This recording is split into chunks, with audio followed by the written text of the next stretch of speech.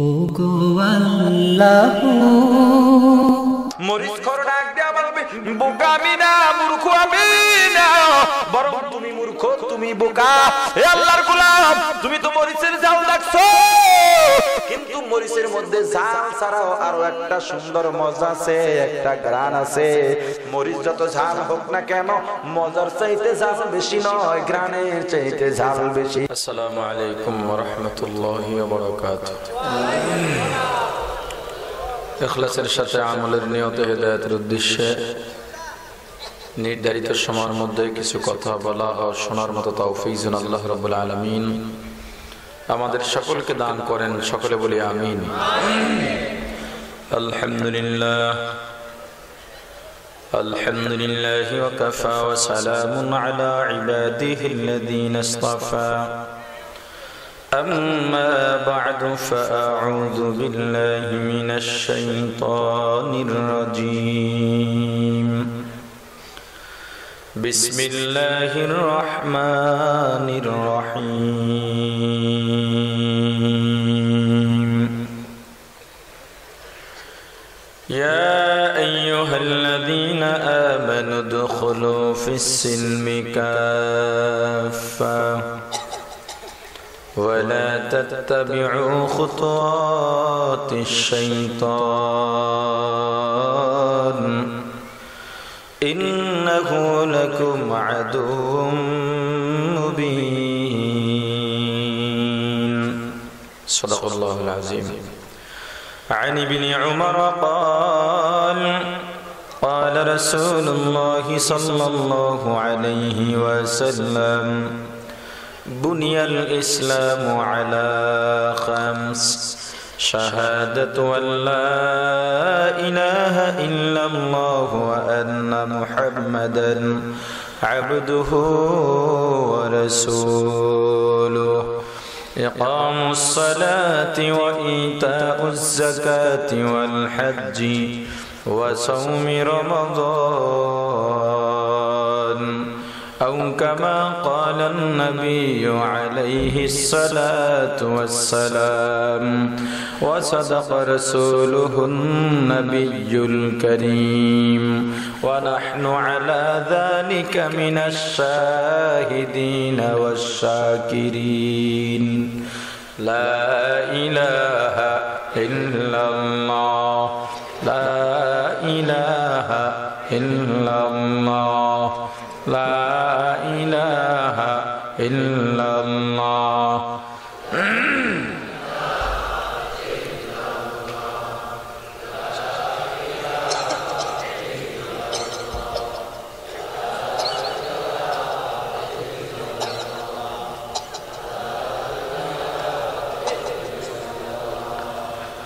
لا إله إلا الله মুহাম্মাদুর রাসূলুল্লাহ। হামদ বেহাদ মর খোদায়ে পাকের আকে ইমাদত মুশতাকাকের আকে দর দমদমিদ উরুহরা দাদ আজ তুফান জতু নুহরা आए केरा कर दे कहरश बादरो ता सजाए कर दे कौमे आदरा आके लुत्फे खशरा इजहार करद बाखनी लशनार रगुल जार करद। ला इलाहा इल्लल्लाह, ला इलाहा इल्लल्लाह, ला इलाहा इल्लल्लाह, ला इलाहा इल्लल्लाह।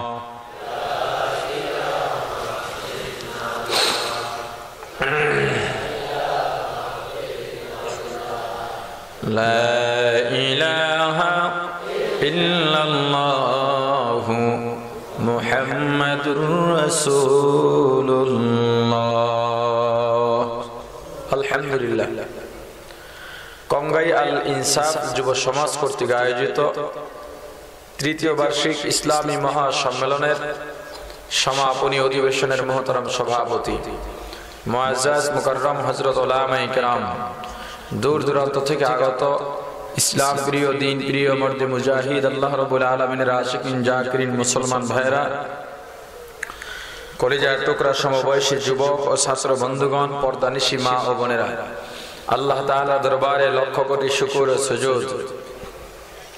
যেই মহান রব্বুল আলামিন আমাদেরকে হায়াত তৈয়বা দান করে দুনিয়ার জান্নাতের বাগান কুরআন ও হাদিসের এই মুবারক মজলিসে আশা ও বসার মতো তৌফিক দান করেছেন, আলোচনা শোনার মতো সুযোগ করে দিয়েছেন, এজন্য সকলে শুকর আদায় করি আলহামদুলিল্লাহ।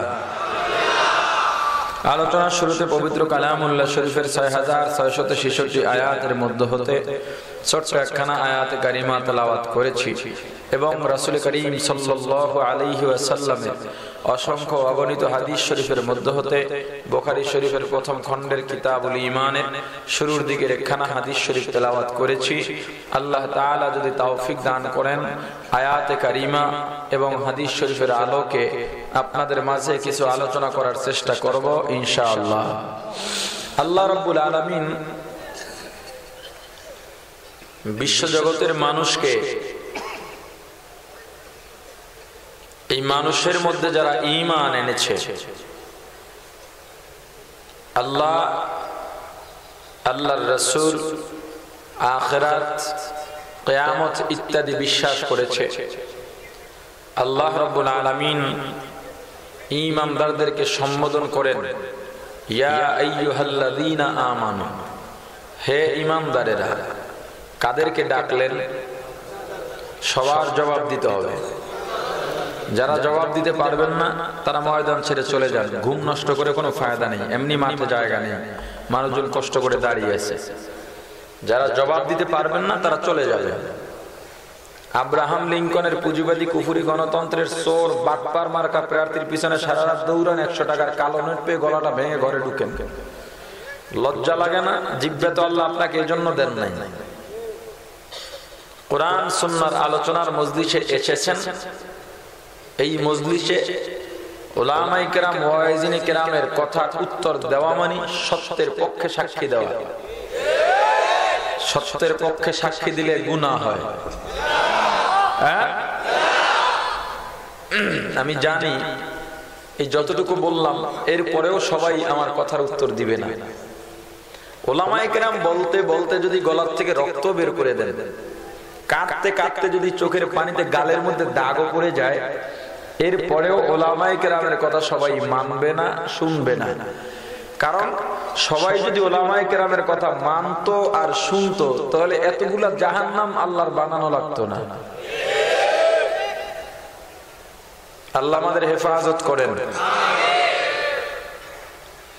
আল্লাহ বলেন ইয়া আইয়ুহাল্লাযীনা আমানু, হে ঈমানদারেরা। আল্লাহ কাদেরকে ডেকেছেন? ঈমানদারদের ডেকে আল্লাহ একটা নির্দেশ দিয়েছেন, হুকুম করলেন উদখুলু, তোমরা প্রবেশ করো, ফিসসিলমি, ইসলামের মধ্যে, কাফা, পরিপূর্ণ। কতটুকু ঢুকবো? আংশিক না পরিপূর্ণ? যেমন কোন একজন ভদ্রলোককে বলা হলো তুমি অমুক ঘরের মধ্যে চলে যাও, পরিপূর্ণ চলে যাও। এখন সে লোকটা যদি দরজা দিয়ে অর্ধেক পা ভিতরে রাখে, অর্ধেক পা বাহিরে রাখে, তাহলে ঢোকা হবে? ঢোকা হবে তখন যখন ভিতরে ঢুকে দরজা বন্ধ করে দিলে তার কোনো অংশ দেখা যাবে না। ঢুকেছে, দরজা বন্ধ করেছে, গায়ের চাদর বাহিরে রয়েছে, হয়নি। একটা চুল বাহিরে রয়েছে, হয়নি।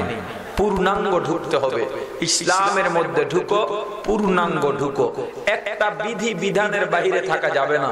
ইসলামের যত বিধান আছে সব বিধানগুলো পুঙ্খানুপুঙ্খানু ভাবে মানতে হবে, পালন করতে হবে।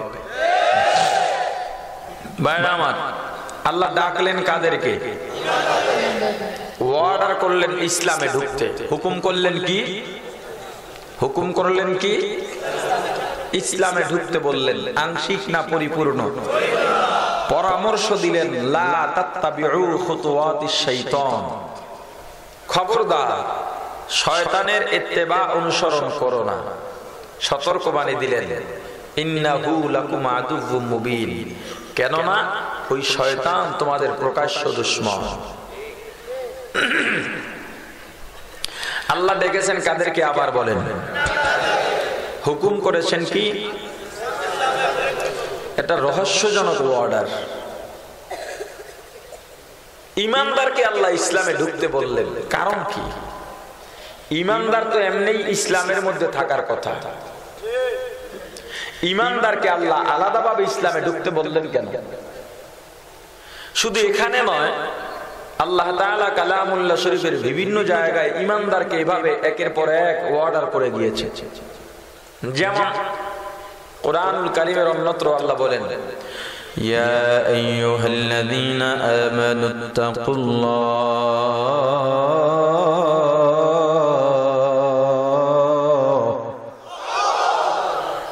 হে ইমানদারেরা আল্লাহকে ভয় করো। আশ্চর্য ব্যাপার, ইমানদার তো এমনিই আল্লাহকে ভয় করবে, আলাদাভাবে আল্লাহ আবার কেন ভয় করতে বললেন? আল্লাহ আরো বলেন, ইয়া আইয়ুহাল্লাযীনা আমানু লা তামুতুন্না ইল্লা ওয়া আনতুম মুসলিমুন,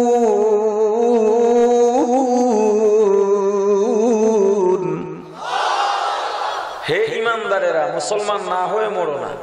ইমানদার তো মুসলমান হয়েই মরার কথা। কি বলেন? আল্লাহ আর বলেন, ইয়া আইয়ুহাল্লাযীনা আমানুত্তাকুল্লাহ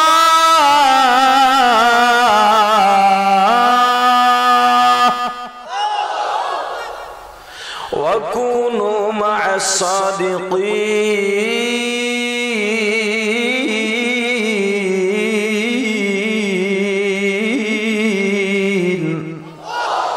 ইমানদার আল্লাহকে ভয় করো, আল্লাহ ওয়ালাদের সোহবত গ্রহণ করো। অর্থাৎ উলামায়ে কেরাম, পীর মাশায়েখ, আল্লাহ ওয়ালা, বুজুর্গানে দ্বীনের সাথে সাথে থাকো, তাদের সাথে সুসম্পর্ক রাখো। ইমানদার তো এমনিই উলামায়ে কেরামের সাথে সম্পর্ক রাখার কথা। ইমানদার তো উলামায়ে কেরাম ছাড়া অন্য কারো সাথে সম্পর্ক রাখবে না। আল্লাহ আবার আলাদাভাবে কেন বললেন? আরো মারাত্মক কথা আছে। আল্লাহ আরো বলেন, ইয়া আইয়ুহাল্লাযীনা আমানু আমিনু, হে ঈমানদারেরা ঈমান আনো। ঈমানদারকে কি বললেন? মারাত্মক কথা। যারা নামাজ পড়ে না আমরা তাদেরকে বলি ভাই নামাজ পড়ো। যারা রোজা রাখে না তাদেরকে আমরা বলি ভাই রোজা রাখো। যারা পর্দা করে না তাদেরকে আমরা বলি ভাই পর্দা করো। যে বেঈমান তাকে আমরা বলতে পারি ভাই ঈমান আনো। কিন্তু আল্লাহ ইমানদারকে বললেন, ইমানদারেরা ঈমান আন, ইমানদারেরা ইসলামে ঢোক, ইমানদার আল্লাহকে ভয় কর, ইমানদার উলামায়ে কেরামের সাথে সম্পর্ক করো। বোঝা গেল? এই যত যা বললাম, আল্লাহ যতক্ষণ ইমানদারকে, যে ইমানদারদেরকে আল্লাহ সম্বোধন করেছেন, ওই সমস্ত ইমানদারের কাজকর্মে কিছুটা ভেজাল আছে, ঠিক কি না? যেমন ঈমান অর্থ বিশ্বাস করা। ঈমান অর্থ কি? আমি যে আলোচনার শুরুতে আয়াতে কারিমা তেলাওয়াত করেছি, এর শানে নুজুল আমরা বুঝতে পারলে আলোচনাটা আমাদের জন্য বোঝা সহজ হয়ে যাবে। আব্দুল্লাহ ইবনে সালাম রাদিয়াল্লাহু তাআলা আনহু ইসলাম গ্রহণ করেছেন। নামটা ঠিক বলছি তো? ইসলাম গ্রহণ করার পরে উনি ইসলামের বিধিবিধান সব মানতেছেন, কিন্তু উটের গোশত খাইতেন না। কারণ অমুসলিমদের কাছে তৎকালীন সময় উটের গোশত খাওয়াটা ঘৃণার কাজ ছিল। এটা তারা ঘৃণা করত। যেমন মনে করেন আমরা যারা মুসলমান, আমরা কচ্ছপ খাই। শুনেছি আমাদের দেশে অন্য ধর্মাবলম্বী যে সমস্ত বন্ধুরা রয়েছেন তাদের জবান থেকে শুনেছি কচ্ছপের গোশত নাকি খুব সুস্বাদু, এত মজা, এরপর আপনি খাবেন। মুসলমানের কাছে কচ্ছপের গোশত আসলে তো অন্য খাবারও বন্ধ হয়ে যাবে, বমি এসে যাবে। অমুসলিমদের কাছে উটের গোশতটা ঘৃণাযুক্ত ছিল। মুসলমান হওয়ার পরে ওই ঘৃণাটা এখনো রয়ে গেছে। উটের গোশত খাননি, উটের গোশত না খাইলে কি হবে মিয়া? আমরা এখন অনেক মুসলমান রয়েছি যারা গরুর গোশত খাই না, আছি না নাই? কেন খাই না? হিন্দুরা গরুকে দেবতা বলে, মা বলে, এজন্য ওরা গরু খায় না। আমরা কি সেই কারণে খাই না? আমরা কেন খাই না? কারো সমস্যা, কারো রোগ আছে, কারো অ্যালার্জি আছে, কারো ভালো লাগে না, অসুস্থতা আছে, বিভিন্ন কারণে খায় না। কিন্তু হিন্দুরা যে গরু খায় না এই কারণে, একই ইল্লতে যে আমরা খাই না, বিষয়টা কিন্তু এমন নয়। কিন্তু কোন হিন্দু যদি মুসলমান হয় তাকে গরু খেতে হবে, তার জন্য গরু খেতে হবে। পরবর্তীতে যদি ছেড়ে দেয় সেটা ভিন্ন ব্যাপার। কারণ সে যে আগে তার মা বলে, তার দেবতা বলে গরুকে ঘৃণা করত, সেই ঘৃণাটা যে এখন করে না, গরুকে দেবতা মানে না, সেটা গরু খেয়ে তার প্রমাণ করতে হবে। আব্দুল্লাহ ইবনে সালাম রাদিয়াল্লাহু তাআলা আনহু গরু খান না, উট খান না। ওই ঘৃণার কারণে আল্লাহ আয়াত নাজিল করলেন, উদখুলু ফিস সিলমি কাফা, উট খাও, খাওয়া লাগবে তোমার জন্য, এটা ইসলামের রোকন। তুমি ইসলামের মধ্যে উট খাও, একটু বাকি আছে, একটু খেলেই তুমি ইসলামে পরিপূর্ণ ঢুকে যাবে। মুসলমান নামাজ পড়লাম, রোজা রাখলাম না, আল্লাহ বলেন উদখুলু ফিস সিলমি কাফা। নামাজ পড়লাম, রোজাও রাখলাম, কিন্তু পর্দা করলাম না, আল্লাহ বলেন উদখুলু ফিস সিলমি কাফা। নামাজ পড়লাম, পর্দা করলাম, রোজাও রাখলাম, সত্য বললাম না, আল্লাহ বলেন উদখুলু ফিস সিলমি কাফা। মোট কথা, ছোট থেকে ছোট সুন্নত আমল পর্যন্ত যতক্ষণ পালন না হবে ততক্ষণ পর্যন্ত ইসলামের মধ্যে পরিপূর্ণ প্রবেশের হুকুম হবে না। যতক্ষণ পর্যন্ত ইসলামের সামান্যতম বিধিবিধান মানা না হবে ততক্ষণ পর্যন্ত ইসলামের মধ্যে পরিপূর্ণ ঢোকার হুকুমে আপনিও নাই, আমিও নাই। যখন পূর্ণ ইসলামের বিধিবিধান মানব তখনই আপনি আমি ইসলামের মধ্যে ঢুকে যাব, ঠিক কিনা? মোট কথা, ইসলামের বিধিবিধান একটাও বাদ দেওয়া যাবে না। একেবারে ছোট থেকে ছোট বিধানগুলো যখন মানতে পারবো তখনই আপনি আমি ইসলামের গণ্ডির মধ্যে ঢুকে যাব, সেই হুকুমে আপনি আমি পড়ে যাব। কিন্তু যতক্ষণ পর্যন্ত একটা আমলও বাহিরে থাকবে, আমি আমলটা করি না, ইসলামের বিধিবিধান পূর্ণাঙ্গভাবে মানার নাম হলো মুসলমান, ঠিক কিনা? জোরে বলে। আরো একটি কারণ হতে পারে, ইমানদারকে ইসলামে ঢুকতেই হবে। ইমানদার শুধুমাত্র ইমানদার হয়ে জান্নাত পাবে না। আপনার কাছে আশ্চর্য মনে হতে পারে যে হুজুর আপনারা আজীবন বয়ানে বললেন, জুমায় বললেন, আপনারা আলোচনার মাধ্যমে, আপনাদের আলোচনায় আমরা জানলাম আপনারাই বলতেন ইমানদার হলেই জান্নাত। এখন আপনি বলতেছেন ইমানদার হয়ে জান্নাতে যাওয়া যাবে না। হ্যাঁ, শুধুমাত্র ইমানদার হয়ে জান্নাতে যাওয়া যাবে না। জান্নাত পেতে হলে মুমিনের সাথে সাথে মুসলমানও হতে হবে। ঈমান ও ইসলামের মধ্যে কোন কোন ক্ষেত্রে মিল আছে, কোন কোন ক্ষেত্রে মিল নেই। তো সেই ব্যাখ্যা আপনাদেরকে দিতে যাব না, হয়তো বুঝতেও আপনাদের কষ্ট হবে। এগুলো মাদ্রাসার হুজুর ছাত্রদের কাজ, তারা বুঝবে, তাদের বোঝার দরকার আছে। যতটুকু আপনাদেরকে বোঝানোর ততটুকুই আপনাদেরকে বোঝানো হবে।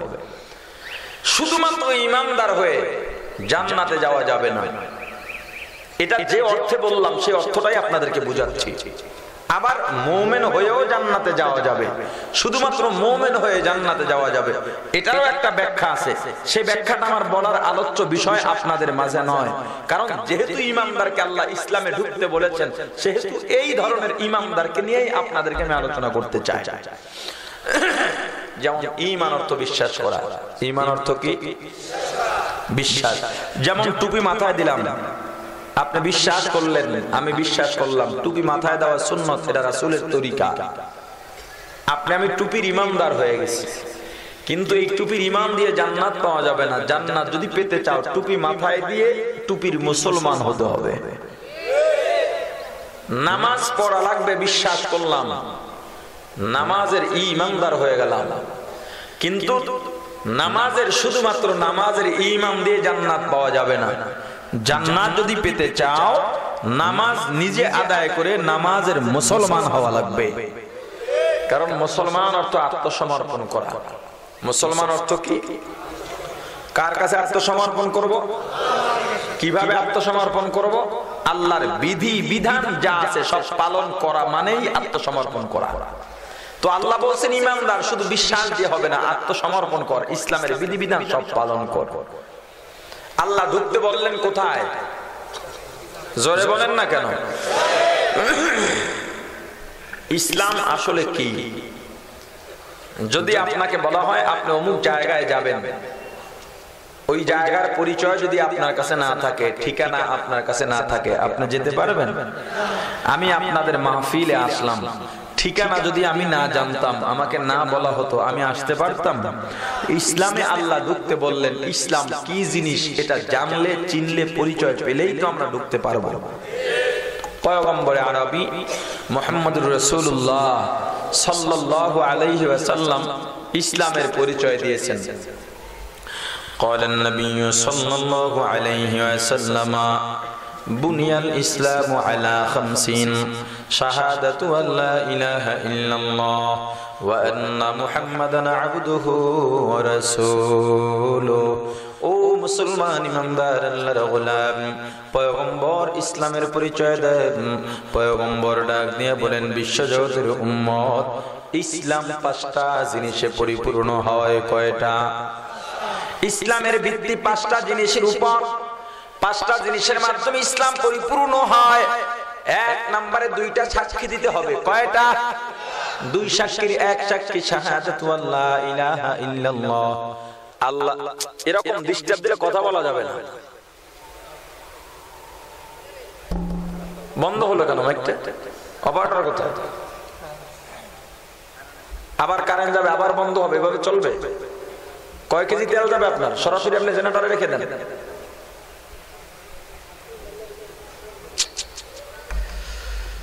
ইসলামের ভিত্তি কয়টা? আর জোরে বলেন, ইসলামের ভিত্তি কয়টা? ও মুসলমান, ইসলামের ভিত্তি 5টা। পয়গম্বর জানায় দিলেন দুনিয়ার উম্মত 5টা জিনিসের মাধ্যমে ইসলাম পরিপূর্ণ হয়। 1 নম্বরে 2টা সাক্ষী দিতে হবে। কয়টা? 2 সাক্ষীর 1 সাক্ষী শাহাদাতু আল্লা ইলাহা ইল্লাল্লাহ। 1 নম্বরে সাক্ষী দিতে হবে আল্লাহ ছাড়া কোনো মাবুদ নাই, আল্লাহ ছাড়া কোনো ইলাহ নাই। 2 নম্বর সাক্ষী ওয়া আন্না মুহাম্মাদান আবদুহু ওয়া রাসূলুহু। পয়গম্বর আরবি মুহাম্মদুর রাসূলুল্লাহ সাল্লাল্লাহু আলাইহি ওয়াসাল্লাম আল্লাহর পাঠানো রাসূল, আল্লাহর বান্দা, শেষ নবী, সত্য নবী। এই 2টা সাক্ষীকে একত্রে ঈমান বলা হয়।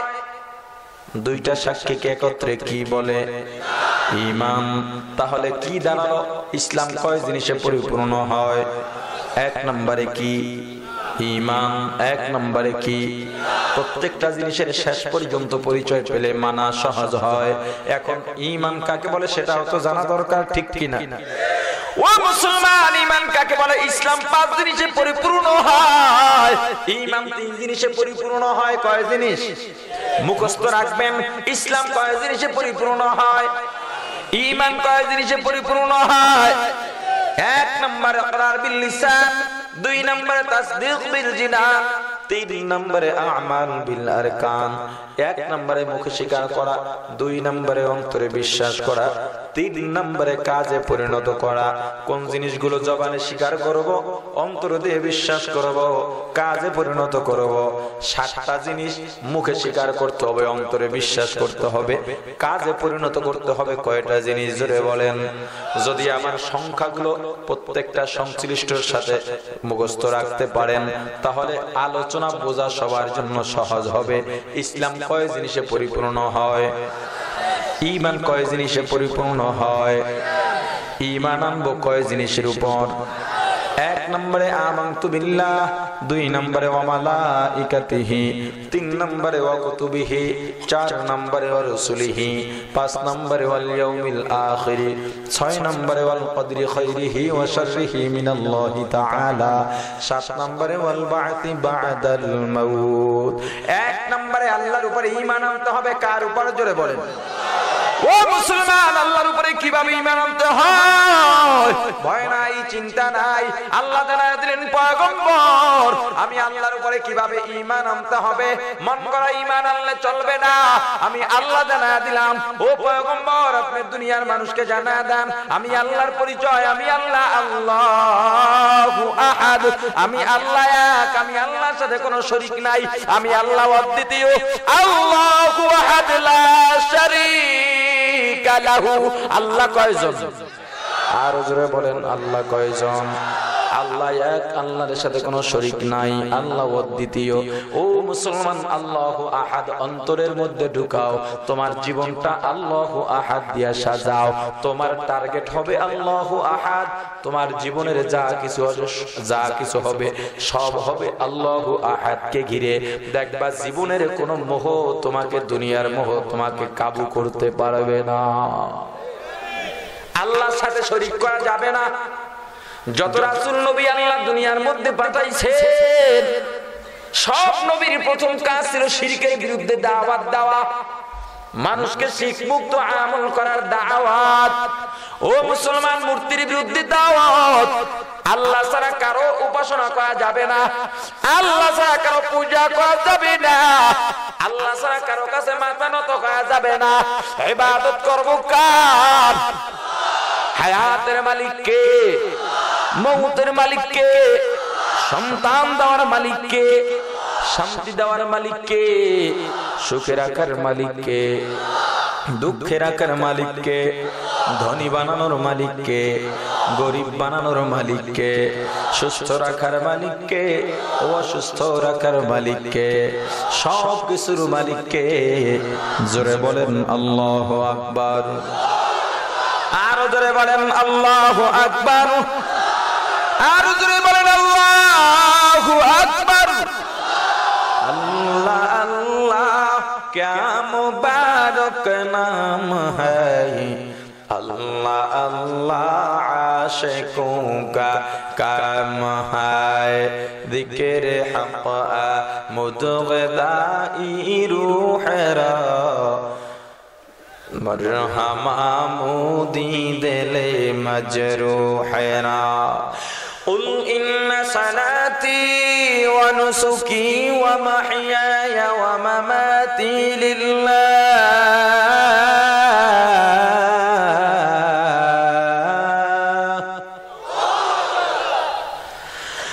ومحياي ومماتي لله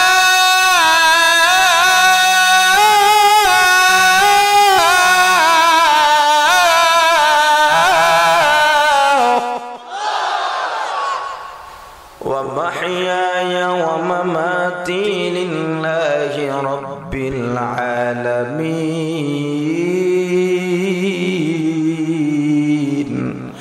मुसलमानी बुवद गर्दन नहादन इनाने खुद बदस्ते खाजादादन।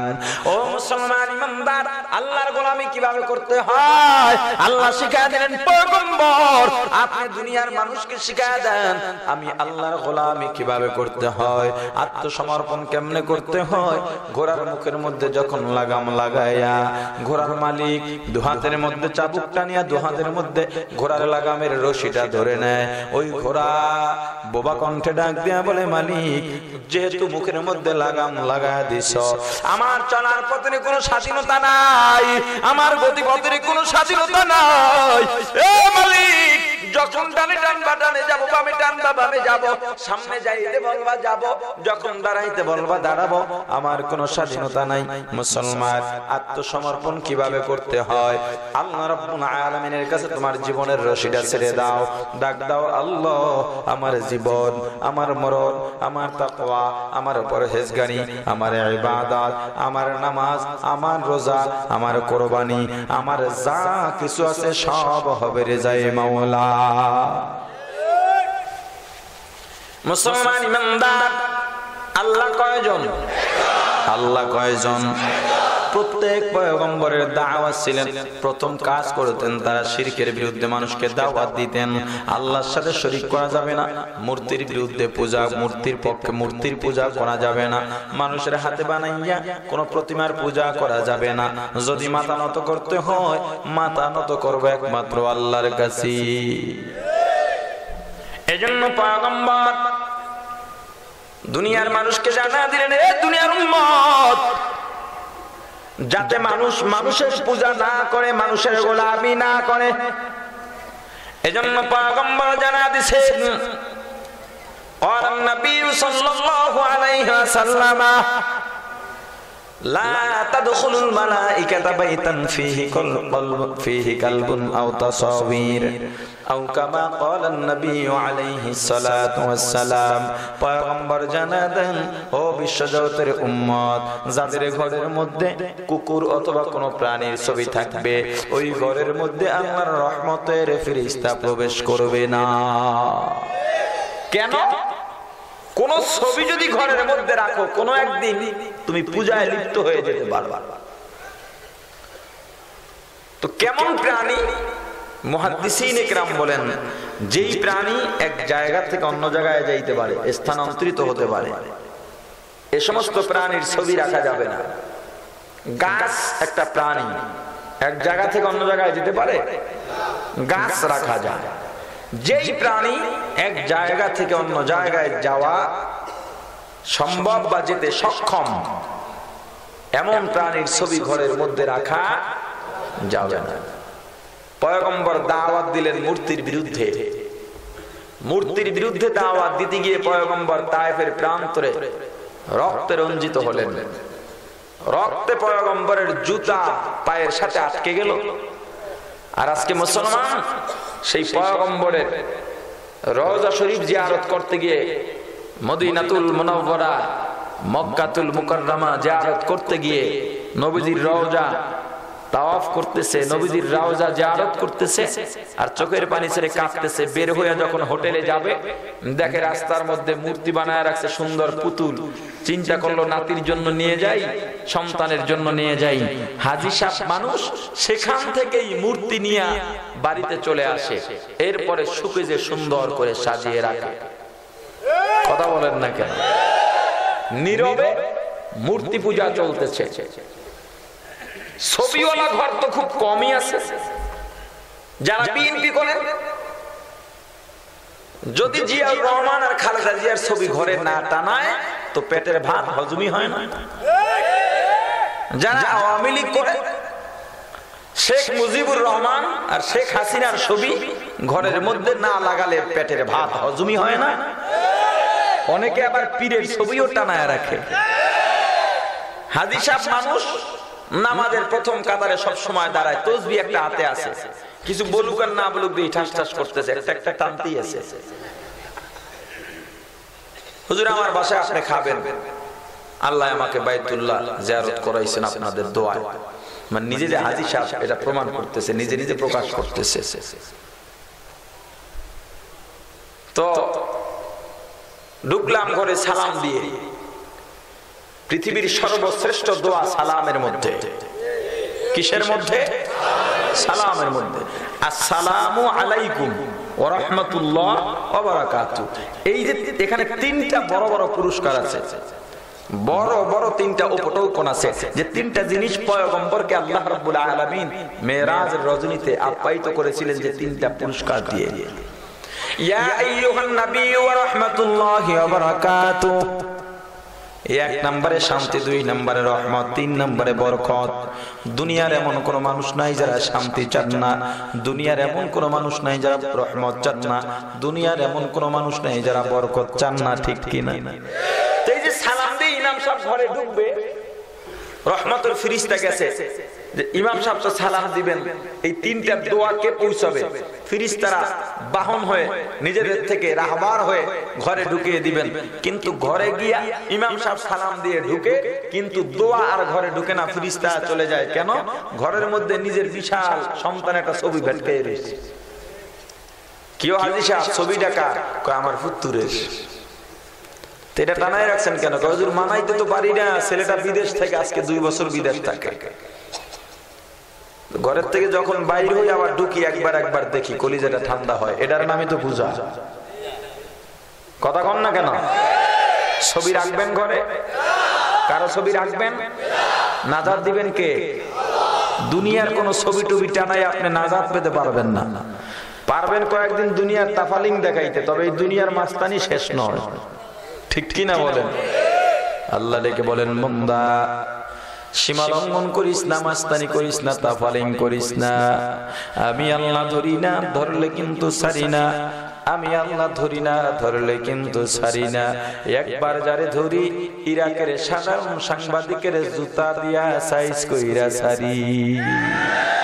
কাদেরে কুদরতু দারি বরকামান আনতা রব্বি আনতা হাসবি যুল জালাল। ক্ষমতা কার? আর ধরে বলেন ক্ষমতা কার? এ মুসলমান, দুনিয়ার মধ্যে ক্ষমতা পাইয়া টাকা পয়সার মালিক হইয়া কত দাপুর দেখাইছো, কিন্তু কিয়ামতের ময়দানে কোনো দাপুর চলবে না।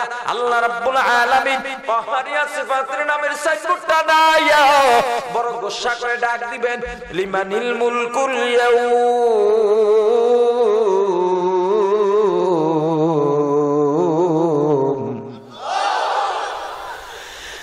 লিমানিল মুলকুল ইয়াউমা লিল্লাহিল ওয়াহিদিল কাহ্হার।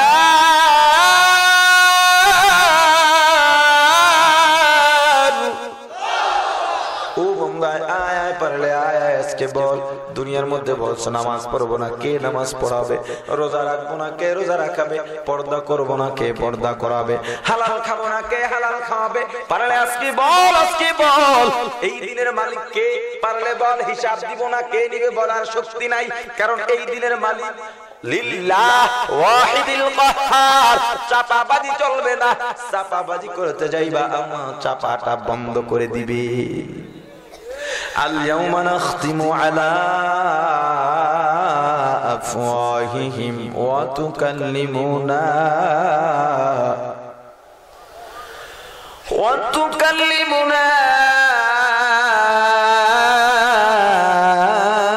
أيديهم وتشهد أرجلهم بما كانوا يكسبون। জবানটা বন্ধ হয়ে যাবে, জবানের মধ্যে মোহর মেরে দিবেন। হাত কথা বলবে, পা সাক্ষ্য দিবে। পালাবার জায়গা নাই, ভেগে যাওয়ারও জায়গা নাই। মুসলমান ইমানদার, আল্লাহ জানা দিলেন পয়গম্বর, আপনি জানা দেন আল্লাহু আহাদ, আমি আল্লাহ এক। আল্লাহু সামাদ, আমি আল্লাহ বেনিয়াজ, আমি আল্লাহ কারো কাছে ঠেকা নই, আমার কাছে দুনিয়ার সবাই ঠেকা। লাম ইয়ালিদ ওয়া লাম ইউলাদ, লা জিদ্দা ওয়ালা নিদ্দা ওয়ালা হাদ্দা লিমাউলা, লা জিদ্দা ওয়ালা নিদ্দা ওয়ালা হাদ্দা লিমাউলা। আলআনা কামা কানা ওয়া লাম ইয়ালকা জাওয়ালা, আলআনা কামা কানা ওয়া লাম ইয়ালকা জাওয়ালা।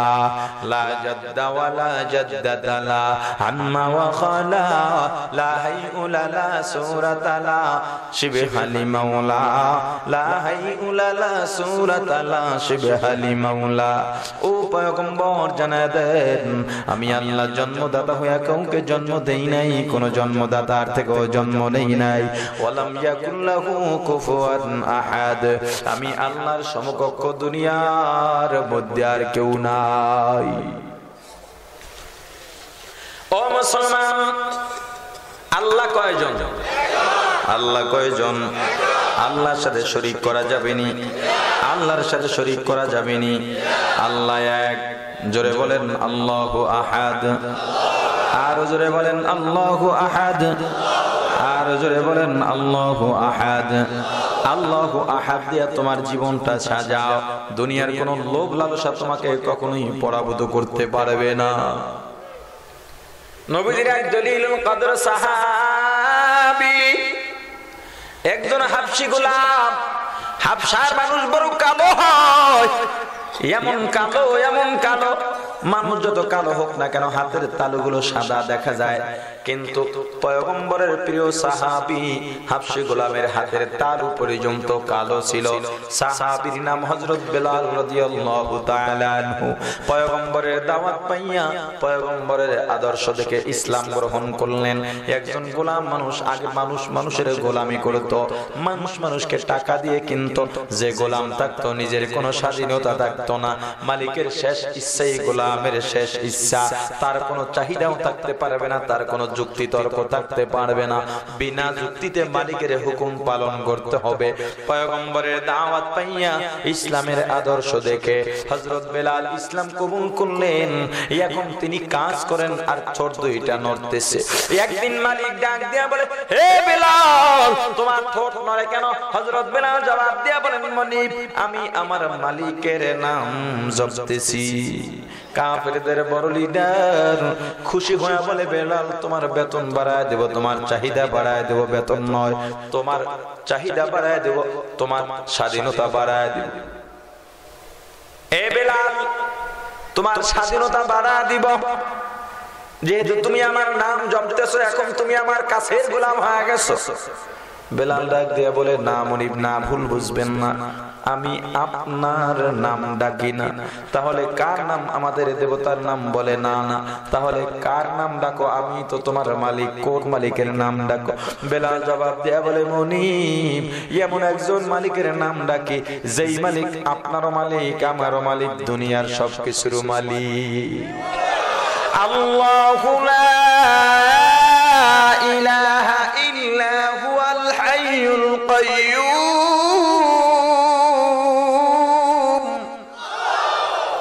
হুয়াল্লাহুল্লাযী লা ইলাহা ইল্লা হুয়া আলিমুল গায়ব,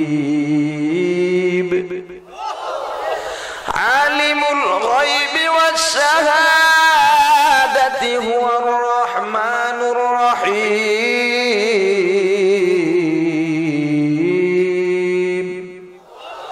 হুয়াল্লাহুল্লাযী লা ইলাহা ইল্লা হু, আল মালিকুল কুদ্দুসুস সালামুল মুমিনুল মুহাইমিনুল আজিজুল জব্বারুল মুতাকাব্বির, সুবহানাল্লাহি আম্মা ইউশরিকুন,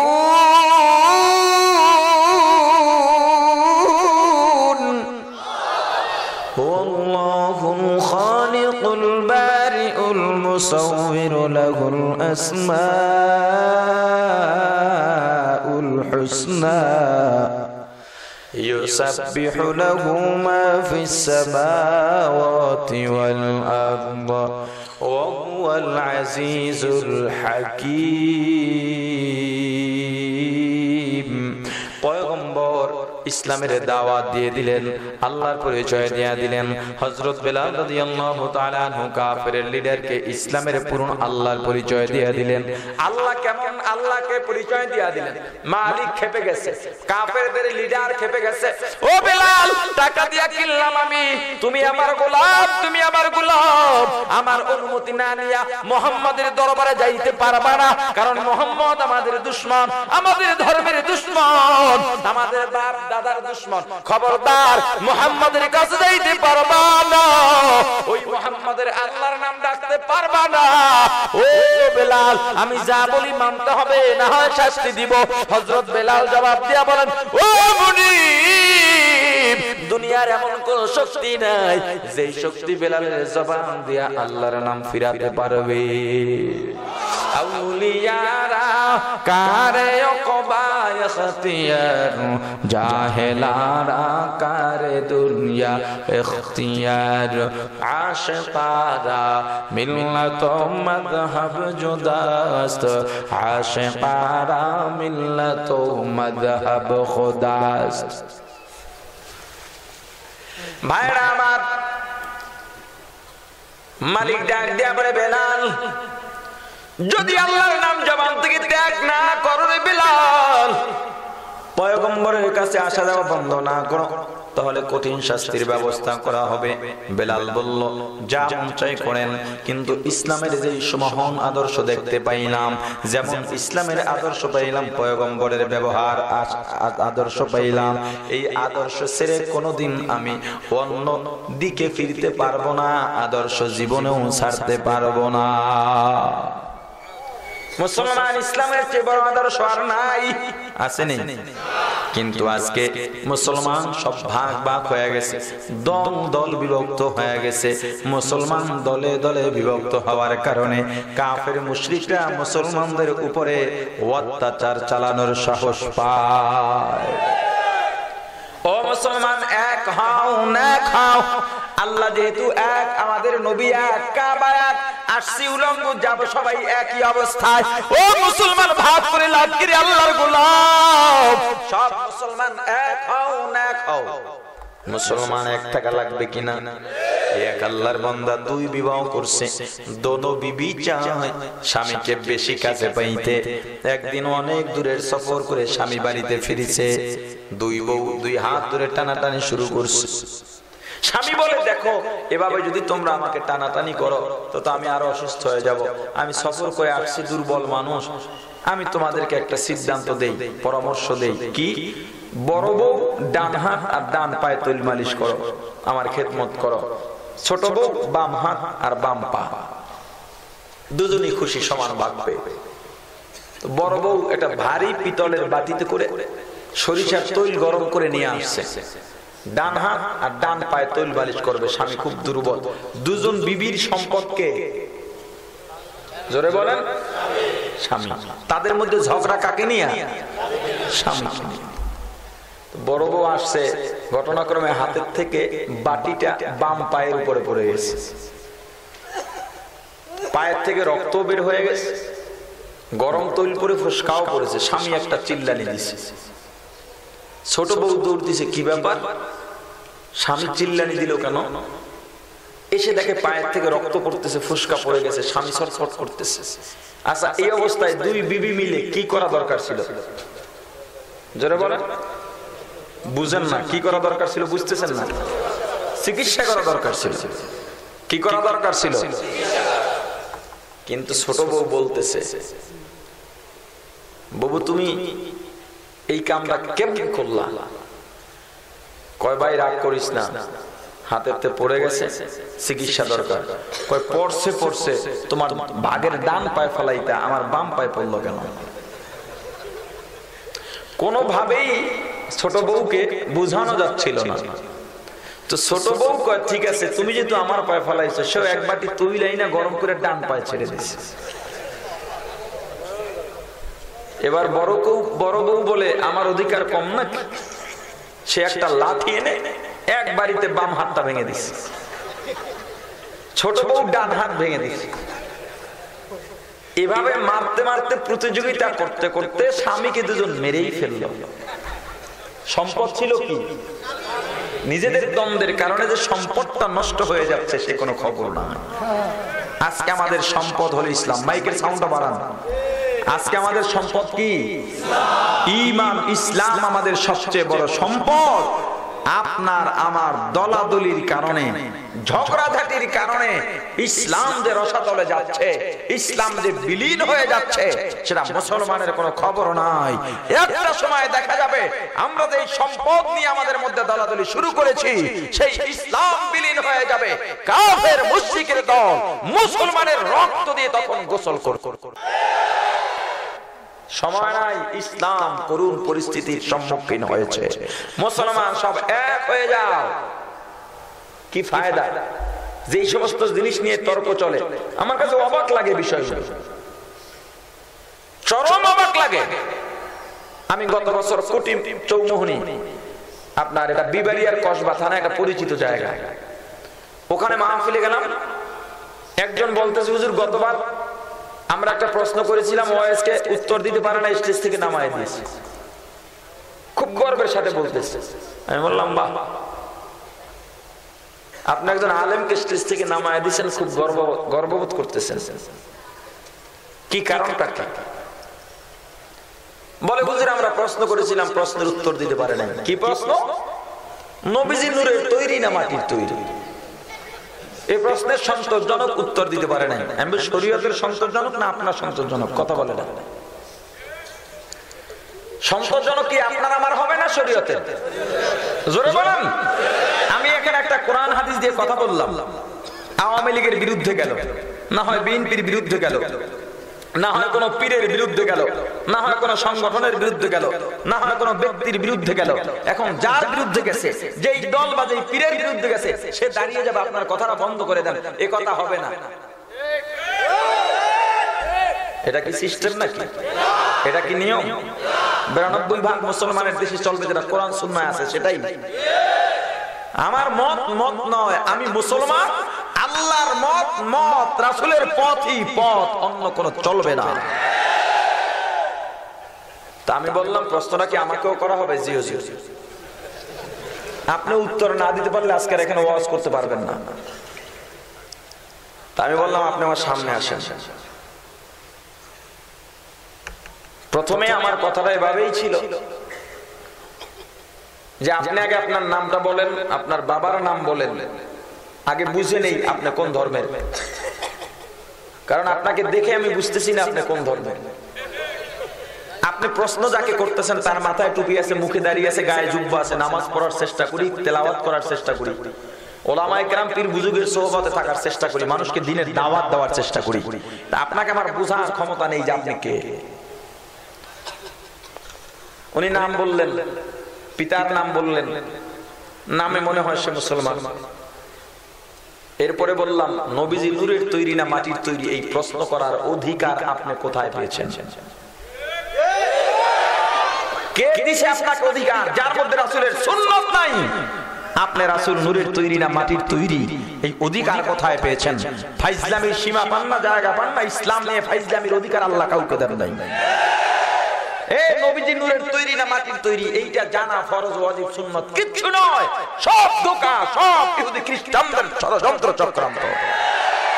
যে মুমিন, যে আশিক রাসূল, যে সুন্নি, যে রাসূলকে সবচেয়ে বেশি ভালোবাসবে, তার কথা হবে একটাই, রাসূলের উপরে ঈমান আনা ফরজ। রাসূল যদি নূরের তৈরি হয়, ওই নূরের তৈরি নবীর উপরে ঈমান আনলাম। রাসূল যদি মাটির তৈরি হয়, ওই মাটির তৈরি নবীর উপরে ঈমান আনলাম। এর নামই হলো উম্মত। আমার এখন দলিল প্রমাণ দিয়ে বাহস করতে হবে নূর না মাটি, সম্পূর্ণ বাড়াবাড়ি একটা ফাইজলাম ইসলাম নিয়ে তামাশা। কি এক আশ্চর্য ব্যাপার!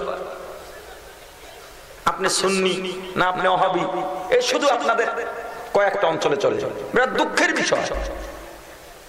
আমি গত কয়েকদিন আগে কচুয়া উজানির পাশে জোয়াজ মাহফিলে গেলাম।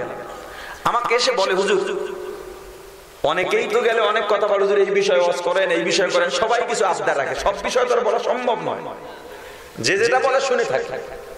একজন এসে বললেন, হুজুর আপনি যে হক এটা বয়ান করে প্রমাণ দিতে হবে। আমি বললাম মানে? আমরা জানি আপনি বাতিল। আশ্চর্য ব্যাপার।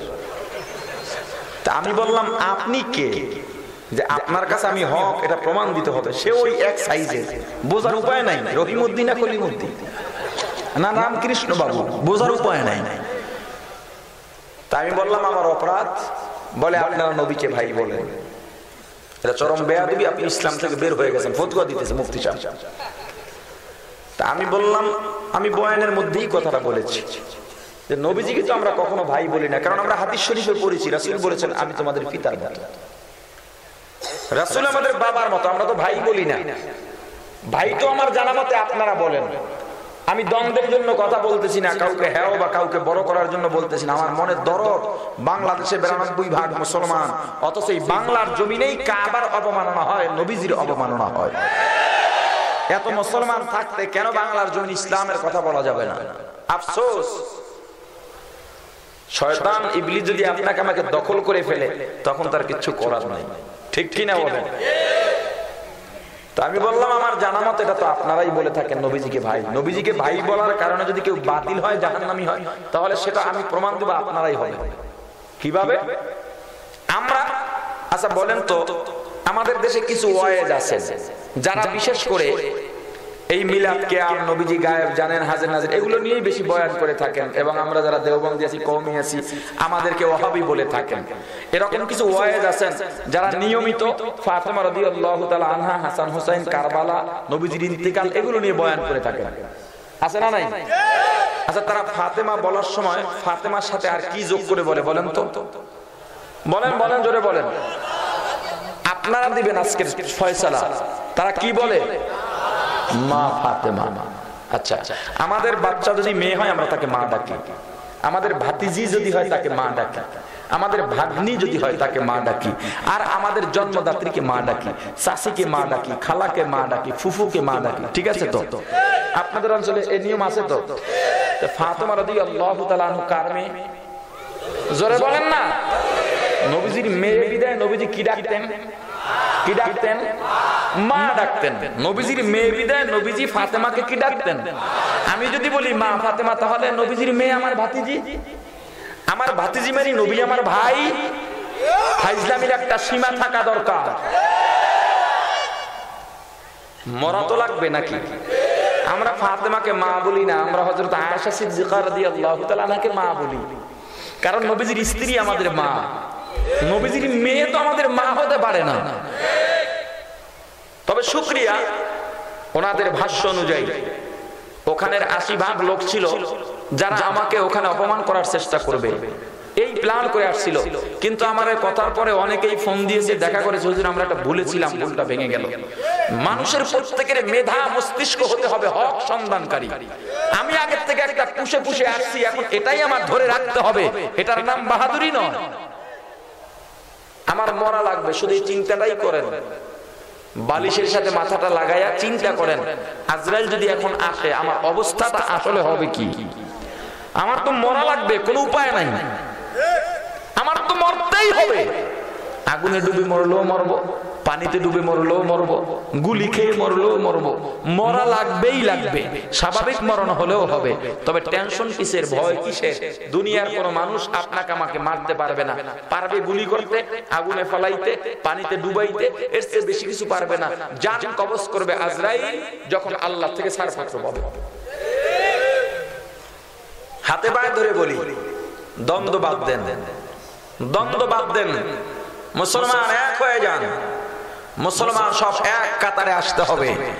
না হয় আজকে আপনি আমি দ্বন্দ্বের মধ্যে আছি, আগামী কালকে আপনার আমার দ্বন্দ্বের সুযোগ নিয়ে কাফের বেদিনরা আপনার আমার উপরে হামলে পড়বে। মায়ানমারে দেখেন না, আজকে প্রতিরোধ করার মতো কোনো শক্তি নাই। বাংলাদেশের অবস্থাও তেমন হতে বেশি দেরি নাই।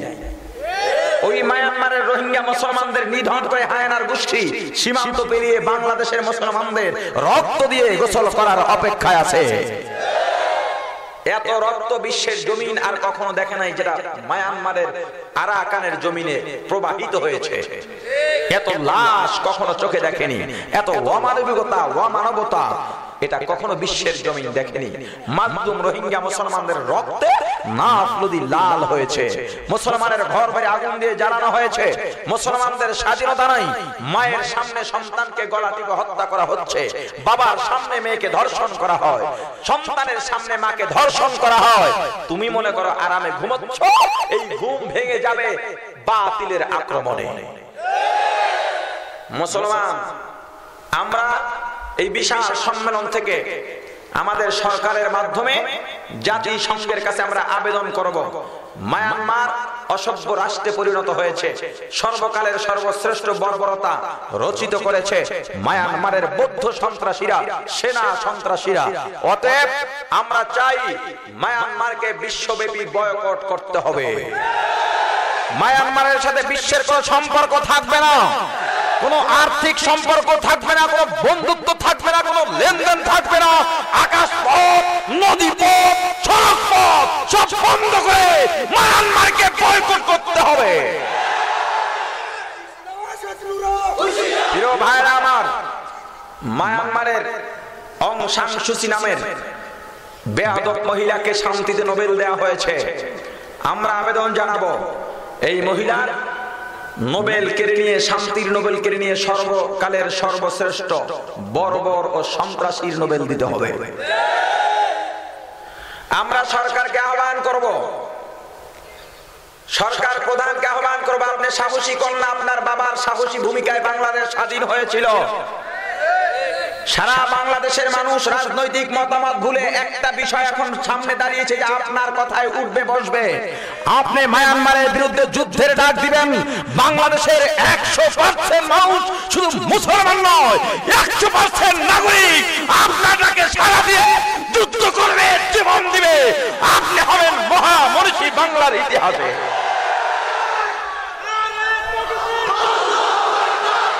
প্রিয় ভাইরা আমার, আমরা মুসলমান শান্তি চাই, আমরা দ্বন্দ্ব চাই না। গত কয়েকদিন আগে কক্সবাজারের রামুতে বৌদ্ধরা মানববন্ধন করেছেন, তাদের মানবতার থেকে তাদের স্বজাতি মায়ানমারের বৌদ্ধ সন্ত্রাসীদের বিচার চেয়ে। প্রমাণ হলো মায়ানমারের বিচার চাওয়া শুধুমাত্র বাংলাদেশের 92% মুসলমানের নয়, এখন 100% নাগরিক সে দাবি তুলছে, ঠিক কিনা? এটা বিজয়ের মাস। আপনি যদি যুদ্ধ জিহাদের আহ্বান করেন, বাংলাদেশের নাগরিক জানে কিভাবে যুদ্ধ জিহাদে সফল হতে হয়, মাজলুমকে শিক্ষা দিতে, জালিমকে শিক্ষা দিতে হয়। কারণ 1952 সালে এই ক্ষুদ্র জমিনে আমরা রক্ত দিয়ে, জীবন দিয়ে আমাদের রাষ্ট্রভাষা বাংলা করেছিলাম। 1971 সালে পাকিস্তানের শক্তিধর হায়নাদের বিরুদ্ধে আমাদের মা বোন, আমাদের ভাই, আমাদের বাবা, আমাদের চাচারা 30 লক্ষ শহীদের বিনিময় এই বাংলাদেশ সোনার টুকরাকে আমরা স্বাধীন করতে সক্ষম হয়েছি। সেই বাংলার জনগণ এখনো মরে যায়নি। আমরা সেই চেতনা নিয়ে বাংলাদেশের পার্শ্ববর্তী রাষ্ট্র যেহেতু 92% মুসলমানের রাষ্ট্রেই বাংলার জমিন, ওলামায়ে কেরামের জমিন এই বাংলার জমিন, পীর মাশায়েখের জমিন এই বাংলার জমিন। যদি একবার মুসলমান জিহাদের দিকে অগ্রসর হন, যদি যুদ্ধের দিকে অগ্রসর হন, পৃথিবীর এমন কোন পরাশক্তি নাই বাংলাদেশের নাগরিকদের ঠেকাতে পারবে। মুসলমান এক হও, দ্বন্দ্ব বাদ দাও। যদি বলো ভাই আমার পায়ে ধরতে হবে, আল্লাহকে হাজির নাজির জেনে বলছি তোমার পায়ে ধরবো, সাধারণ বিষয় নিয়ে মুসলমানের মধ্যে দ্বন্দ্ব করো না। আজকে হিন্দু, খ্রিস্টান, বৌদ্ধ ঐক্য পরিষদ হতে পারে, অথচ মুসলমানের মধ্যে কোনো ঐক্য পরিষদ নাই। আফসোস, বড় আফসোস। ঐক্যবদ্ধভাবে আমরা মুসলমান যদি চলতে পারি, কোনোদিন বাংলার জমিনে সমস্যা হওয়ার কথা নয়, ঠিক কিনা? জোরে বলেন। আল্লাহ আমাদের সকলকে কবুল করেন, বলেন আমিন। আরো জোরে বলেন আমিন। হযরত বিলাল রাদিয়াল্লাহু তাআলা আনহু স্পষ্ট ভাষায় জানায় দিলেন, ও মুনিব গো, দুনিয়ার এমন কোন পরাশক্তি নাই যে শক্তি বিলালের জবান থেকে আল্লাহর জিকির করে নিতে পারবে। ঈমানকে মজবুত বানাও, আল্লাহু আহাদ দিয়া তোমার জীবনটা সাজাও। মুসলমান ইমামদার, কাফেরদের লিডাররা সবাই মিলে পরামর্শ করলো বিলালকে শাস্তি দিতে হবে, যাতে অন্যান্য গোলাম যারা আছে, আমাদের অধীনস্থ যারা আছে, তারা যাতে আর কখনো মুহাম্মদের ধর্ম গ্রহণ করার সাহস না দেখায়। হযরত বিলাল রাদিয়াল্লাহু তাআলা আনহুকে শাস্তি দেওয়ার ব্যবস্থা করা হয়।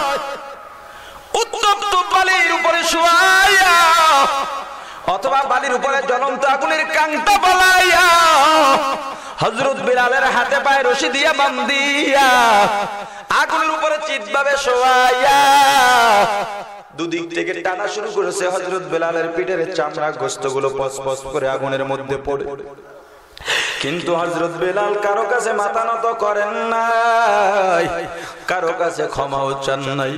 শুধু আসমানের দিকে তাকায়া একটাই শব্দ বলেন, আহাদ আহাদ আহাদ।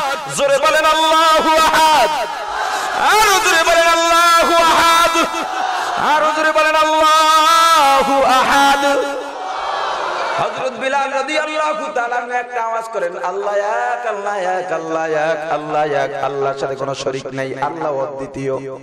সিদ্দিক আকবর হযরত আবু বকর সিদ্দিক রাদিয়াল্লাহু তাআলা আনহু ওই রাস্তা দিয়ে যাচ্ছিলেন। হযরত বিলালের শাস্তির অবস্থা দেখে কাছে গেলেন, বললেন, ভাই বিলাল, আল্লাহর নামটা একটু আস্তে আস্তে নাও। যদি আল্লাহর নাম আস্তে বলো রে বিলাল, হয়তো কাফেরের গোষ্ঠী তোমার শাস্তি কিছুটা কমায় দিবে। চলে গেলেন সিদ্দিক আকবর।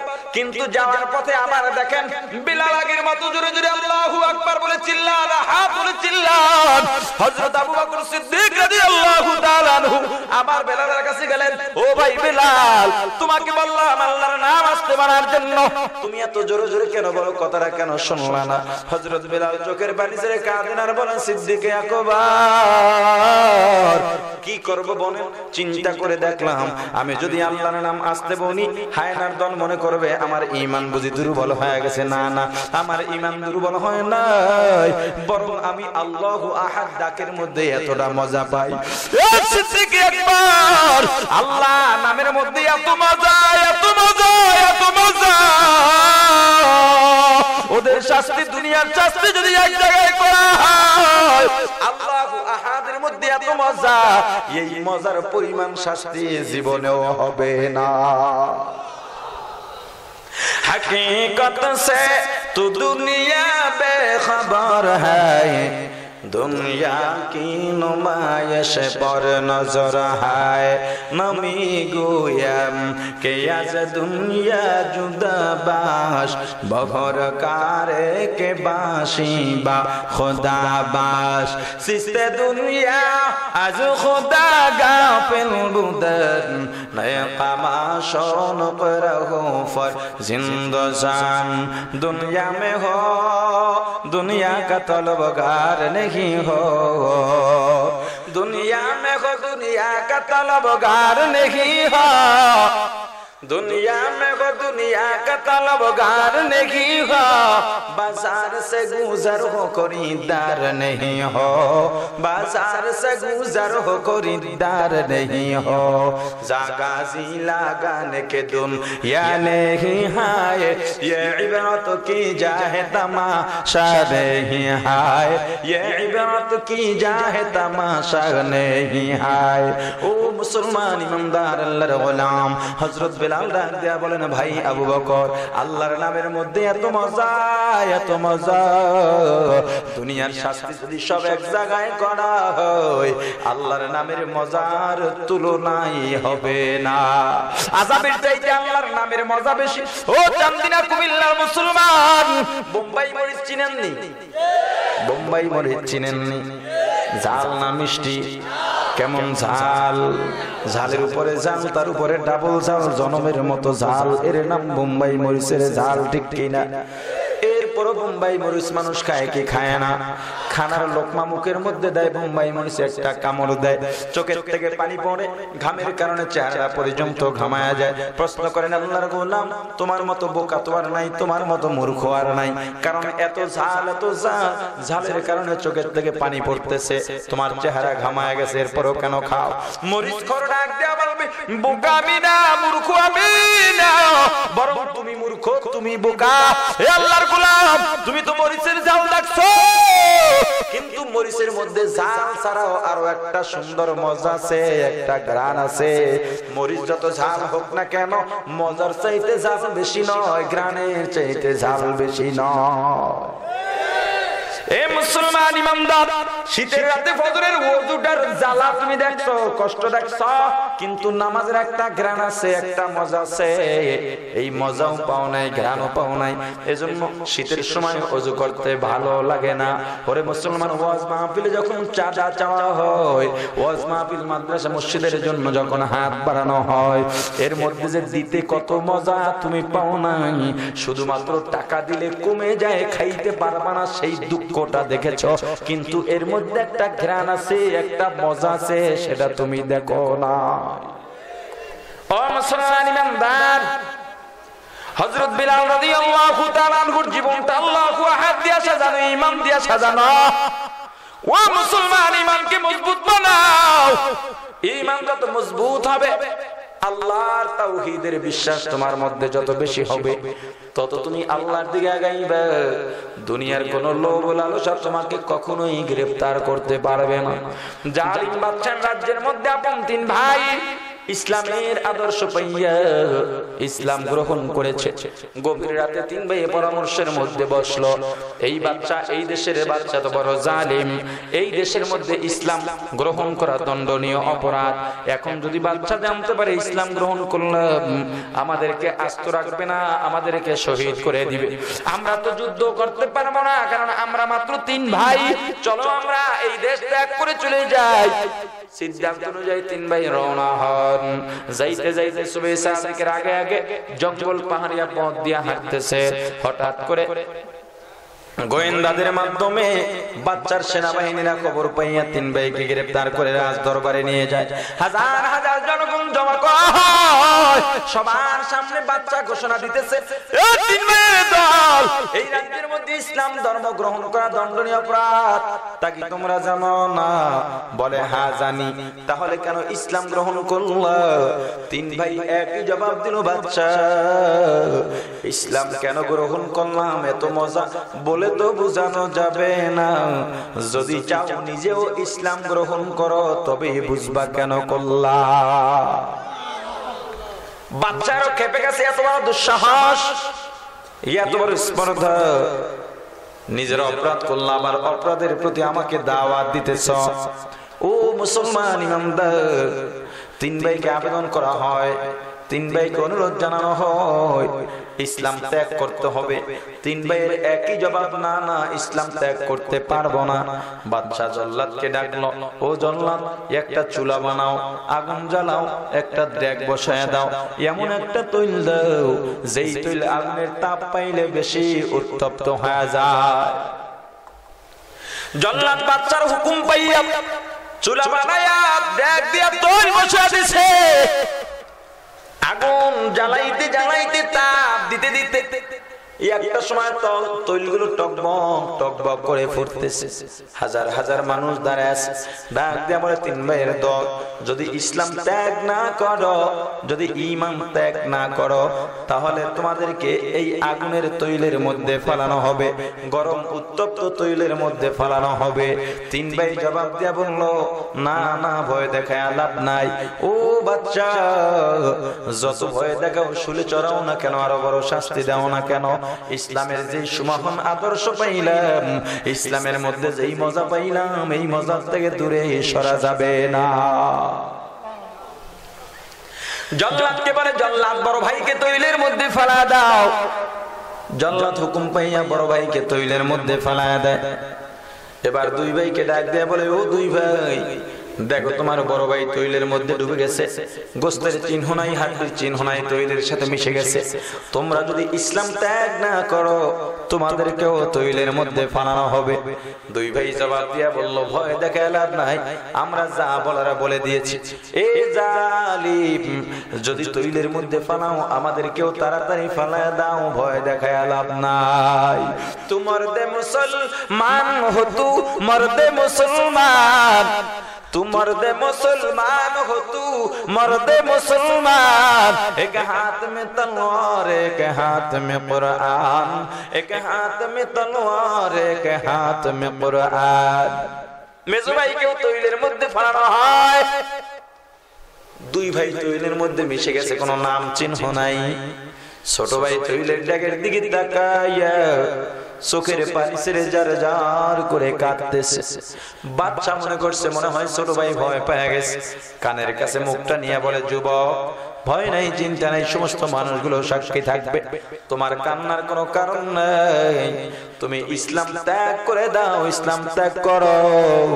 আমি সবাইকে সাক্ষী রেখে এখানে ঘোষণা দিয়ে দিব, আমার কন্যাকে তোমার কাছে বিবাহ দিয়ে দিব, এবং আমার রাজ্যের অর্ধেক তোমার নামে লিখে দিব। কথাটা বলতে দেরি, যুবক ছোট ভাই সঙ্গে সঙ্গে হাজার হাজার মানুষের সামনে বাদশার গালের মধ্যে একটা থাপ্পড় লাগা দিছি। এর নামে জিহাদ।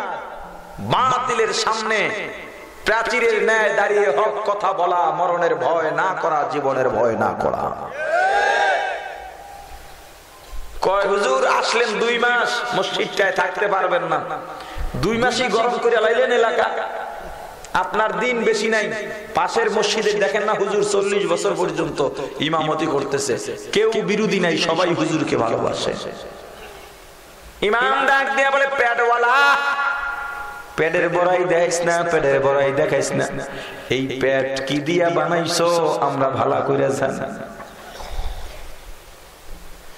এর পাশের মসজিদের ইমাম 40 বছর পর্যন্ত ইমামতি করতেছে, তার কোনো বিরোধী নাই। এটা স্পষ্ট, যদিও মুনাফিকি কার মধ্যে আছে বোঝা যায় না, বলাও যায় না, অন্তরের ব্যাপার। কিন্তু নমুনা দেখে বলা যায় যে ইমাম 40 বছর পর্যন্ত ইমামতি করে, যার বিরোধীও এলাকায় নাই, ওই ইমাম তো ইমাম নয়, একজন জাতীয় মুনাফিক। কারণ যে হক কথা বলে সে এক জায়গায় এত বছর টিকতে পারে না, যদিও টিকে তাহলে তার বিশাল একটা গ্রুপ তার বিরোধিতায় থাকবে। ঠিক কি না করে বলেন? যার কোনো বিরোধী নেই মানে সবার সাথে তাল মিলিয়ে চলতেছে। ঠিক কি না? ও মুসলমান ইমানদার, চাকরির ভয় করা যাবে না, জীবনের ভয় করা যাবে না। আগামী বছর দাওয়াত দিবেন কিনা, আশপাশ দাওয়াত বাড়বে কিনা চিন্তা করে কথা বলা যাবে না। হক কথা বলতে হবে রিজিকের মালিককে। আরো জোরে বলেন, রিজিকের মালিককে। আল্লাহকে রাজি খুশি করার জন্য তোমার যা করার করতে হবে। মুসলমান নিজের নফসানিয়াতের খাহিশিয়াতে কোনো কাজ করতে পারে না। বাদশা বড় রাগ হয়ে গেছে, আপনারা বিরক্ত নন তো?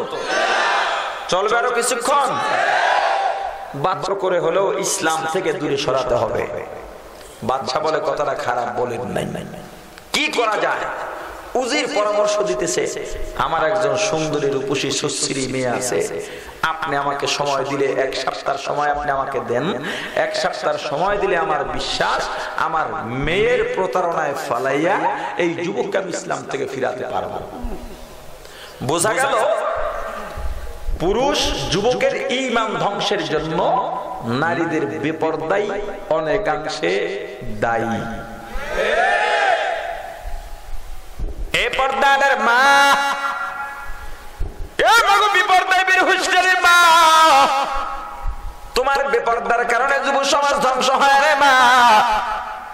পর্দা যদি থাকতো বাংলার জমিনে ইফটিজিং ধর্ষণের বিরুদ্ধে আলাদা ভাবে আইন করা লাগতো না। পর্দাসীন নারী কয়টা ধর্ষণের শিকার হয়েছে? পর্দাসীন নারী কয়জন ইফটিজিং এর শিকার হয়েছে? পর্দাসীন নারী কয়জন ধর্ষণের শিকার হয়েছে? বরং বাস স্ট্যান্ডের মধ্যে যদি একজন পর্দাসীন, একজন বোরকা পরা, হাত মোজা পায়ে মোজা পরা, বোরকা পরা একজন নারী গিয়া দাঁড়ায়, বখাটে ছেলেরাও একে অপরকে বলে সরে দাঁড়ান, এই মাকে এই বোনকে জায়গা করে দে, পাশেও ভিড়ে না। পর্দার দাম আছে না নাই? পর্দার মর্যাদা আছে না নাই? আর যদি একটা মেয়ে বেপরদায় গিয়া দাঁড়ায়, যদি ভদ্র হয়, ওই ভদ্র মহিলাটাও ভদ্রভাবে থাকতে পারে না, বখাটে যুবকরা তাকে জ্বালাইয়া শেষ করে দেয়। মুসলমান ইমানদার উজির ডাক দিয়া বলে, হে বাদশা মহারাজ, আমাকে 1 সপ্তাহ সময় দাও হোক। আমার বিশ্বাস আমার মেয়েকে পিছনে লাগাইয়া আমি এই ছেলেটাকে ইসলাম থেকে দূরে সরাইতে পারবো। বলে, আমার তোমার পরামর্শ আমার পছন্দ হয়েছে, তোমার পরামর্শ আমার পছন্দ হয়েছে, যাও যাও 1 সপ্তাহ সময় দিলাম। 1 সপ্তাহ অপেক্ষায় আমি থাকলাম। বাচ্চা ছোট ভাইকে নিয়ে, বাচ্চা উজির ছোট ভাইকে নিয়ে উজিরের বাড়িতে চলে যায়। মেয়েটাকে ডাক দেয়া বলে, মা গো, আনলাম ধরে আনলাম একটা ছেলেকে, তোমার সুবর্ণ সুযোগ রে মা।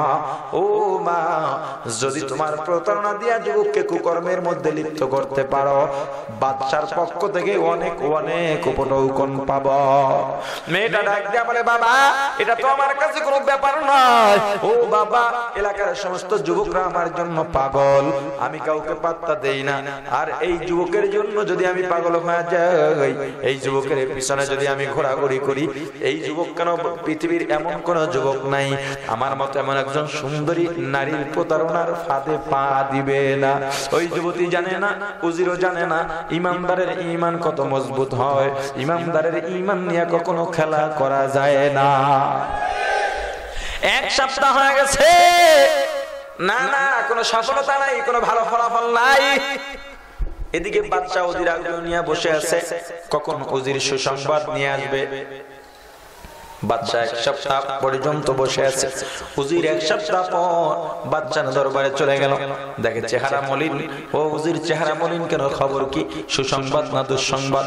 উজির হাত জোর করে বলে, বাদশা সংবাদটা বেশি ভালো নয়, দুঃসংবাদ। দুঃসংবাদ, আপনি যদি সুযোগ দেন আরো একটা মাসের সময় চাই, 1 মাসের মধ্যে আমি আমার মিশনকে সাকসেস করব। কয় যা, 1 মাসের সময় দিলাম। ও মুসলমান, 1 মাস কেন, 1 বছর কেন, 1 যুগ কেন, 100 বছর যদি হয়, ইমানদারের ঈমান বিক্রি হবে না। মুসলমান ইমানদার 1 মাসের সময় নিয়ে উজির চলে গেল। মেয়েটাকে ভালোভাবে কৌশল শিখাইয়া দিল, বুঝাইয়া দিল। 1 মাস পর্যন্ত চেষ্টা চলল, 29 দিন চলে গেছে। আগে আছে কয়দিন? কতদিন হলো?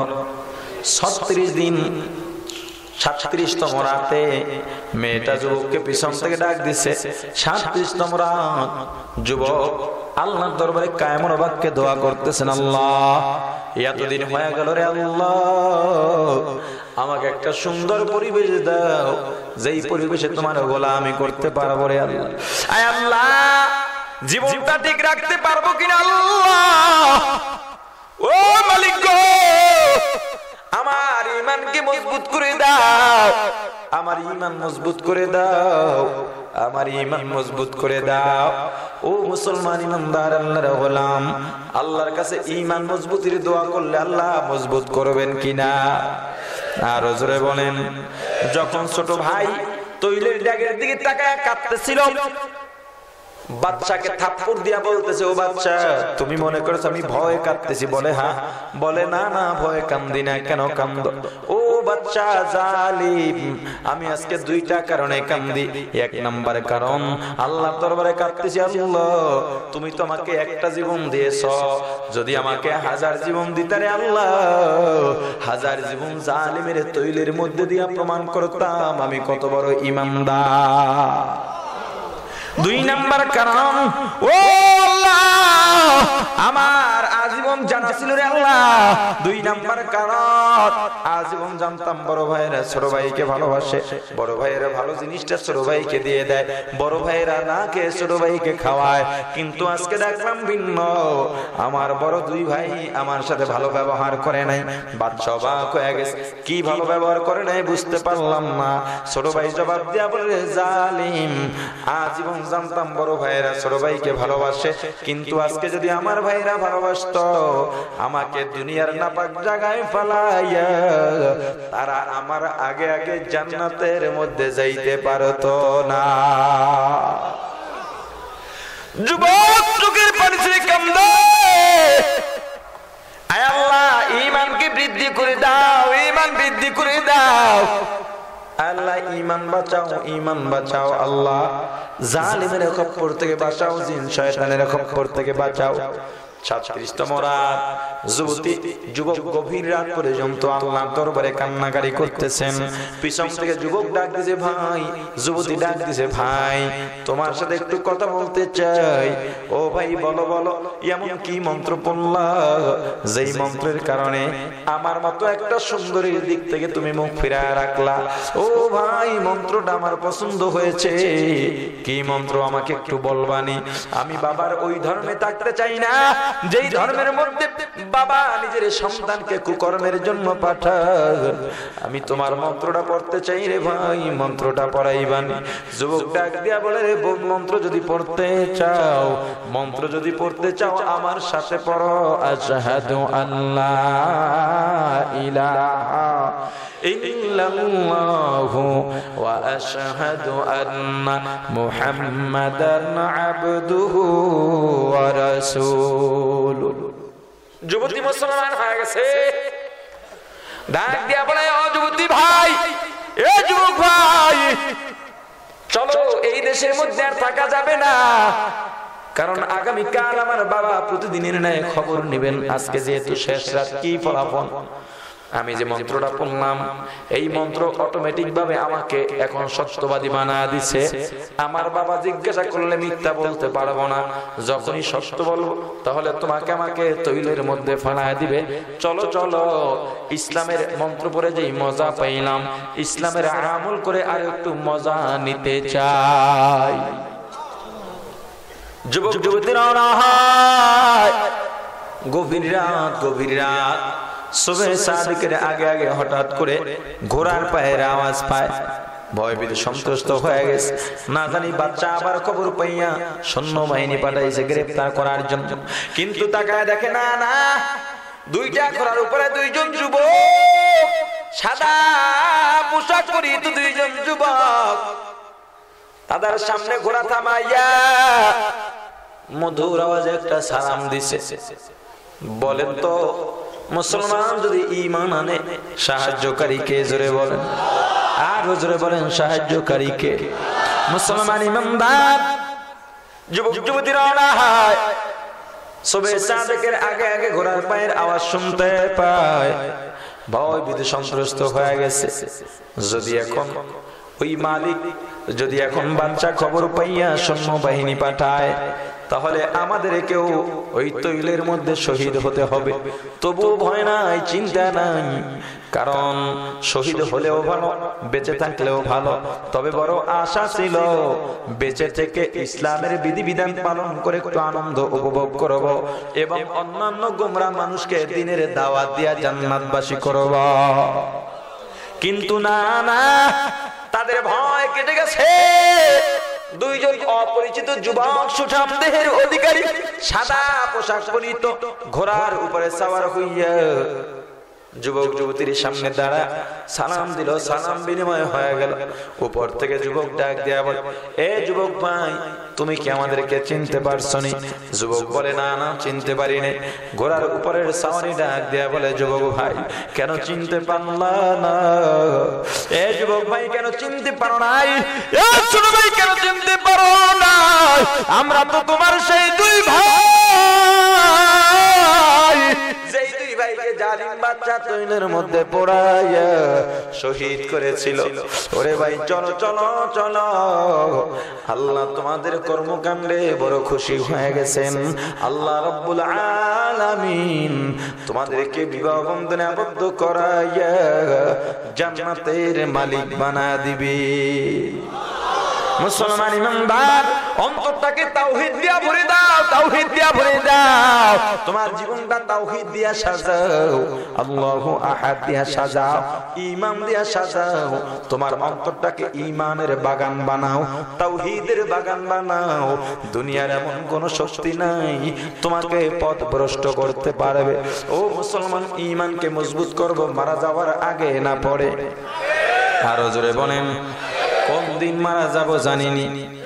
ও মুসলমান, ও যুবক, কি চিন্তা করছো? মারা যাওয়ার কোনো বয়স নাই। দুনিয়াতে আসার একটা সিরিয়াল আছে, দুনিয়া ছেড়ে যাওয়ার কোনো সিরিয়াল নাই। আসার ক্ষেত্রে দাদা, তারপরে বাবা, তারপরে সন্তান, তারপরে নাতির জন্ম হয়। কিন্তু দুনিয়া ছেড়ে যাওয়ার ক্ষেত্রে দাদার আগে নাতি চলে যায়, বাবার আগে সন্তান চলে যায়, ঠিক কিনা? এ যুবক, কোন দিন মারা যাব জানোনি? কি মনে করছো আমরা কি কিচ্ছু বুঝি না? না না, আমরা যদি ডাক্তারি পড়তাম তোমার মতো ডাক্তার হইতে পারতাম রে ভাই। আমরা যদি ইঞ্জিনিয়ারিং পড়তাম তোমার মতো ইঞ্জিনিয়ার হতে পারতাম। কত কলেজ ভার্সিটির যুবক আজকে ইসলামের সুশীতল ছায়াতলে আশ্রয় গ্রহণ করার কারণে তাদের দিকে তাকাইলে মনে হয় আলেম মুফতি, ঠিক কিনা? এই যুবক, স্টেজের মতো কত যুবক তাকায় দেখো। আমাদের কি মন চায় না গান শুনতে? আমাদের কি মন চায় না নারীদের সাথে আড্ডা দিতে? যুবক, আমি তো তোমার মতো একজন যুবক রে ভাই। আমার কি মন চায় না গান শুনতে? আমার কি মন চায় না মেয়েদের সাথে আড্ডা দিতে? মন চায় না আমার কি সিনেমায় যাইতে? ওরে যুবক, চিন্তা করে দেখলাম কত বাসের মধ্যে কত মানুষ অ্যাক্সিডেন্ট হয়ে মারা যায়। ওই বাসের মধ্যে কত যুবক থাকে, কত জওয়ান থাকে, কত শিশু থাকে। ওখানে যদি তুমি আমিও থাকতাম, হয়তো তুমি আমিও আজকে লাশ হয়ে যাইতাম। মুসলমান, গত 4-5 দিন আগে পৃথিবীর একজন বিখ্যাত ইসলামী সঙ্গীত শিল্পী, যিনি এক সময় পপ তারকা ছিল, গানের জগতের সম্রাট ছিল। ইসলামের দাওয়াত পাইয়া ইসলামের সুশীতল ছায়াতলে আশ্রয় গ্রহণ করেছেন। গান বলেন না, এখন তখন থেকে তিনি ইসলামী হামদ নাত বলতেন, বিশ্বের মুসলমানের হৃদয়ে কেড়েছেন, বয়ান করতেন, মানুষের হৃদয়ে আন্দোলিত হতো। আল্লাহ রাব্বুল আলামিনের কি খেলা, পরিবার সহ বিমানে উঠছেন, প্রোগ্রাম থেকে যাইতেছেন, বিমানটা ধ্বংস হয়ে গেছে। বিশ্বের কোটি মানুষের হৃদয়ের স্পন্দন জুনায়েদ জামশেদ শাহাদাত বরণ করেছেন, আমাদের মাঝে আর নাই। ও মুসলমান, কতদিন দুনিয়ার মধ্যে বাঁচবো জানি না। যুবক ঢাকা থেকে ফোন দিছে, রে বাবা আজকে 20 রোজা 27 রোজা বাড়িতে রওনা দিব। বাবারে ঈদের বাজার করতে হবে না, আমি ঈদের বাজার করব। মা খুশি, বাবাও খুশি, বন্ধু বান্ধবের সাথে বলতেছে, সন্তানটাকে বড় কষ্ট করে মানুষ বানাইলাম, আজকে ঈদের বাজার করতে নিষেধ করেছে, আমার সন্তান তার কামাই দিয়া আমাদেরকে ঈদের বাজার নিয়ে আসবে, আমাদের জন্য ঈদের বাজার নিয়ে আসবে। 27 রোজা সন্তান বাবার কাছে ফোন দিছে, বাবা আমি রওনা দিলাম, চট্টগ্রাম থেকে রওনা দিলাম, ঢাকা থেকে রওনা দিলাম, ফজরের আজানের আগে আগে বাসায় পৌঁছব, তোমার সাথে ফজরের নামাজ আদায় করব রে বাবা। মা খুশি, বাবাও খুশি। মা ঘুমান না, ছোট ছোট মেয়েদেরকে নিয়ে বসে গেছে, পিঠা বানাইতেছে, কত রং বেরঙের পিঠা। মেয়েরা ডাক দিয়া বলে, মা গো তুমি ভাইয়াকে এত ভালোবাসো রে মা, এত পিঠা কেন বানাও, আর রাত্রে বা কেন জাগ না থাকতেছ রে মা। মা চোখের পানি ছেড়ে কাঁদেন, আর ডাক দিয়া বলেন, রে মা সন্তানের প্রতি কতটা মা বাবার দরদ তোমরা বুঝবা না। ও মুসলমান ইমানদার, সন্তানের জবাবে মা ডাক দিয়া বলেন, এ সন্তান, আমার সন্তান কত বছর পর্যন্ত বাড়িতে আসে না, 3 বছর পর্যন্ত বাড়িতে নাই। প্রতিদিন রাতে সন্তানের জন্য কত খাবার বানায়, কত খাবার পাকা অপেক্ষা করি, সন্তান আসে না রে খুকি, সন্তান আসে না। আমার সন্তান আগামীকালকে আসবে, সন্তানকে কতদিন নিজে পাক করে খাওয়াতে পারি না, সন্তানকে মন ভরে খাওয়াবো, সন্তানকে বড় আদর করবো, আপ্যায়ন করবো। মা সন্তানকে নিয়ে পিঠা বানায়, সন্তানকে নিয়ে পছন্দের সন্তানকে নিয়ে পিঠা বানায়, সন্তানের জন্য পিঠা বানায়, পছন্দের পিঠা বানাইয়া সুন্দর করে সাজাইয়া বসে আছেন। ফজরের আজান হয়ে গেছে, মা পথের দিকে তাকায় আছেন, কলিজার টুকরা খোকা কখন আসবে, কিন্তু না, সন্তানের কোনো খবর নাই। স্বামীকে ডাক দিয়া বলেন, স্বামী আমার খোকার কাছে একটা ফোন লাগান, আমার খোকাকে এখনো তো দেখি না, ফজরের নামাজ তো বাসায় এসে পড়ার কথা। বাবা ডাক দেয়া বলে, বিবি চিন্তা করিও না,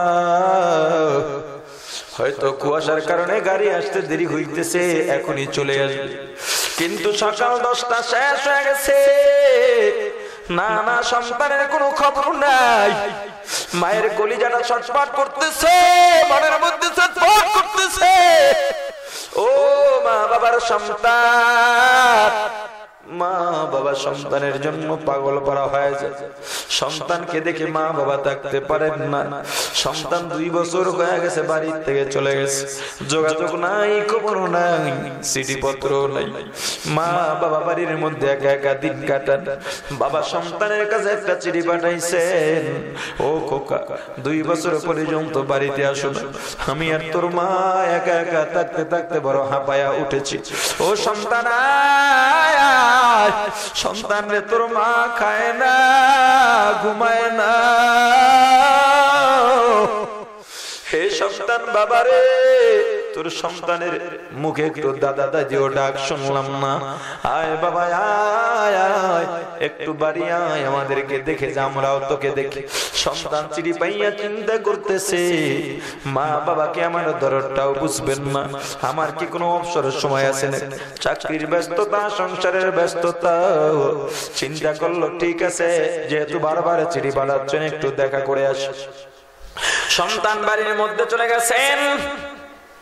গিয়ে দেখে বাড়িটা শুনশান, নীরবতা, নিস্তব্ধতা, কোনো মানুষ নাই, কোনো ঘর বাড়ির কোনো আওয়াজ নাই, কোনো মানুষ নাই, কোনো আওয়াজ নাই। ঘরের মধ্যে ঢুকে গেছে, না না, মাও নাই, বাবাও নাই। পরের ঘরের মধ্যে গেছে, সেখানেও মা নাই, বাবা নাই। পাকের ঘরে চলে গেছে, কিচেন রুমে চলে গেছে, গিয়ে দেখে মা জীর্ণ শীর্ণ কায়া নিয়া চুলার মধ্যে কি যেন রান্না করতেছে। মায়ের সামনে দাঁড়াইয়া সন্তান সালাম দিয়া ডাক দিছে, মা। মা উপরের দিকে তাকায় দেখে সন্তান চোখের সামনে দাঁড়ানো। মায়ের যেন বিশ্বাসই হচ্ছিল না। মা যেই সন্তানের কল্পনা করছিলেন, সন্তান 2 বছর পরে মায়ের সামনে। মা তাড়াহুড়া করে উঠতে গিয়ে পড়ে যান, দুর্বল শরীর। সন্তান মাকে হাত ধরে দাঁড় করান, মায়ের চক্ষু দিয়া টপ টপ করে পানি পড়া শুরু হয়ে গেছে। সন্তানকে জড়িয়ে ধরে কাঁদতেছেন। সন্তান জিজ্ঞাসা করে, মা তুমি কেমন আছো রে মা? মায়ের মুখে কোনো আওয়াজ নাই, শুধু সন্তানের ডান গালে চুমু খান, বাম গালে চুমু খান, আর মাথার উপরে হাত বুলান, 2 গালের মধ্যে হাত বুলাইতেছে। আর সন্তানকে তাকায় তাকায় দেখতেছে, নিষ্পাপ মায়ের 2 চক্ষু দিয়ে টপ টপ করে পানি পড়তেছে। সন্তান ডাক দিয়া বলে, মাগো কথা কি বলবা না রে মা? মা কাঁদেন আর বলে, রে সন্তান 2টা বছর বাড়িতে আসো নাই রে বাবা, রমজানের ঈদেও আসো নাই, কুরবানির ঈদেও আসো নাই। আমি মা তোর পছন্দের খাবার পাকাইয়া তোর পথের দিকে তাকায় থাকতাম, যখন তোকে পাইতাম না রে সন্তান, আমাদের ঈদ মাটি হয়ে যাইত। সন্তান বলে, মাগো আমার বাবা কই? বলে, তোর বাবা পিছনের উঠানে বসা আছে। সন্তান বাবার সাথে সাক্ষাতের জন্য রওনা। মাও পিছনে পিছনে যান, দরজায় গিয়ে দাঁড়ায় আছে। সন্তান তাকায় দেখে বাবা একটা টুলের উপরে বসে কি যেন ভাবতেছেন। সন্তান বাবার কাছে গিয়ে সালাম দিল। সন্তানের বাবা সালামের উত্তর দিলেন, আর কোনো কথা নাই। সন্তান বাবার পাশে বসে গেছে। সন্তানের বাবা মনে হয় সন্তানকে চিনে নই না। যেই বাবা এত করুণ কণ্ঠ দিয়া, করুণ লেখনি দিয়া, যেই বাবা দরদি লেখনি দিয়া চিঠি পাঠাইতেন, ওই বাবার মধ্যে কোনো প্রতিক্রিয়া দেখা যায় না। সন্তান ডাক দিয়া বলে, বাবা তুমি কি কথা বলবা না? সন্তানকে বাবা জিজ্ঞাসা করলেন, খোকা কথা যেহেতু বলতেই হবে, আমার একটা প্রশ্নের জবাব দিয়ে। বলে, কি বাবা? বলো তো, গাছের ডালে বসে আছে, ওটা কি দেখা যায়? সন্তান জবাব দিয়া বলে, ওটা কাক। সন্তানের বাবা আবার প্রশ্ন করে, খোকা ওটা কি? সন্তান আবার বলে, ওটা কাক। সন্তানের বাবা আবার বলে, খোকা ওটা কি? সন্তানের রাগ উঠে গেছে, কিন্তু রাগ সংবরণ করে আবার শান্ত মাথায় বলল, ওটা কাক। সন্তানের বাবা আবার প্রশ্ন করছে, বাবা ওটা কি? সন্তান এবার রাগ সংবরণ করতে পারে নাই, ডাক দেয়া বলে, বাবা তোমাকে যে বারবার বলতেছি ওটা কাক, তোমার কি বুঝে আসে না? সন্তানের বাবা কোনো জবাব দেন নাই। সন্তানের মাকে ডাক দেয়া বলে, বিবি আমার টেবিলের ড্রয়ারের মধ্যে একটা পুরানো ডায়েরি আছে, ওই ডায়েরিটা নিয়ে আসো।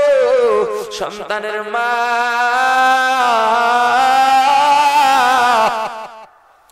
ডায়েরি নিয়ে যখন সন্তানের বাবার হাতে দেয়া দিলেন, সন্তানের বাবা ডায়েরির কয়েক পৃষ্ঠা উল্টাইয়া সন্তানের হাতে দিয়া বলেন, খোকা এখান থেকে একটা পৃষ্ঠা পড়ে নে। সন্তান পড়া শুরু করছে। আজ থেকে 25 বছর আগের লেখা। বাবা লেখছেন, 25 বছর আগে বাবা লিখেছেন। আজকে আমার খোকা কলিজার টুকরা মানিকের 2 বছর পূর্ণ হলো। আমার সন্তানকে নিয়ে আমি পিছনের উঠানে টুলের উপরে বসিয়া খেলাধুলা করতেছিলাম। সন্তান মাথার উপর উঠে, ঘাড়ের উপর উঠে, হঠাৎ করে একটা কাক উঠানের সামনের গাছের ডালে বসলো। সন্তান জিজ্ঞাসা করলো, আব্বু এটা কি? আমি বললাম ওটা কাক। সন্তান 2 বছর মুখের জড়তা এখনো কাটে নাই। সন্তান প্রশ্ন করলো আব্বু ওটা কি? আমি বললাম ওটা কাক। সন্তান আবার বলছে আব্বু ওটা কি? আমি বলছি ওটা কাক। সন্তান আবার বলে আব্বু ওটা কি? আমি বললাম ওটা কাক। সন্তান আবার বলে আব্বু ওটা কি? আমি বললাম ওটা কাক। এভাবে 200, 250, 300 বার সন্তান বলছে। আমি প্রতিবার সন্তানকে হাসি মুখে জবাব দিয়েছি, আল্লাহর কসম, আল্লাহর কসম। আবার সন্তান যতবার প্রশ্ন করছে ততবার আমার জবাব দিতে মজা লেগেছে। সন্তান ডায়েরিটা বন্ধ করিয়া একটা লাফ দিয়া বাবার পা 2টা ধরছে আর চোখের পানি ছেড়ে কান্দার বলে বাবা গো মাফ করে দাও, মাফ করে দাও, বুঝতে পারি নাই রে বাবা। ও বাবা মাফ করে দাও, তুমি কত আদর করলে আমাকে মানুষ করার জন্য, কত কষ্ট করলা। আজকে তুমি 3 বার পরে 4 বার জিজ্ঞাসা করছো, আমার রাগ ধরে রাখতে পারি নাই রে বাবা। ও বাবা ক্ষমা করে দাও, আর তোমাদের ছেড়ে দূরে থাকবো না, তোমাদের কাছেই থাকবো। সন্তানের মা সন্তানের ফোন পাইয়া সারা ঘুমান না, মেয়েদেরকে নিয়ে পিঠা বানান। মেয়েরা ডাক দেয়া বলেন মা গো তুমি ভাইয়াকে এতটা ভালোবাসো রে মা, সারা রাত ঘুমাইবা না, এত রঙের পিঠা কেন বানাইতেছ? মা কোমলমতি মা, বড় মায়াবতী মা, মমতাময়ী মা। মা জবাব দিয়া বলে রে সন্তান, আমার ছেলেটা কতদিন পর্যন্ত আমার কাছে নাই। 3টা বছর পর্যন্ত সন্তানের পথের দিকে তাকা রইলাম, কতদিন পর্যন্ত নিজের হাতে কিছু খাওয়াইতে পারি না। সন্তানকে নিজের হাতে পছন্দের জিনিসগুলো খাওয়া দিব। পিঠা বানাইতে বানাইতে, পিঠা পাকাইয়া, পিঠা বানাইয়া ফজর পর্যন্ত মা জেগে আছেন। ফজরের আজান হয়ে গেছে, পিঠা প্রস্তুত করিয়া সন্তানের পথের দিকে তাকায় রইছেন। না না, সন্তানের কোনো খবর নাই। বিবি সন্তানের মায়ের কলিজার মধ্যে ছটফটানি শুরু হয়ে গেছে, অন্তরের মধ্যে ছটফটানি শুরু হয়ে গেছে। সন্তানের বাবাকে ডাক দেয়া বলে স্বামী আমার সন্তান কই, সন্তান কই, একটা ফোন লাগাও।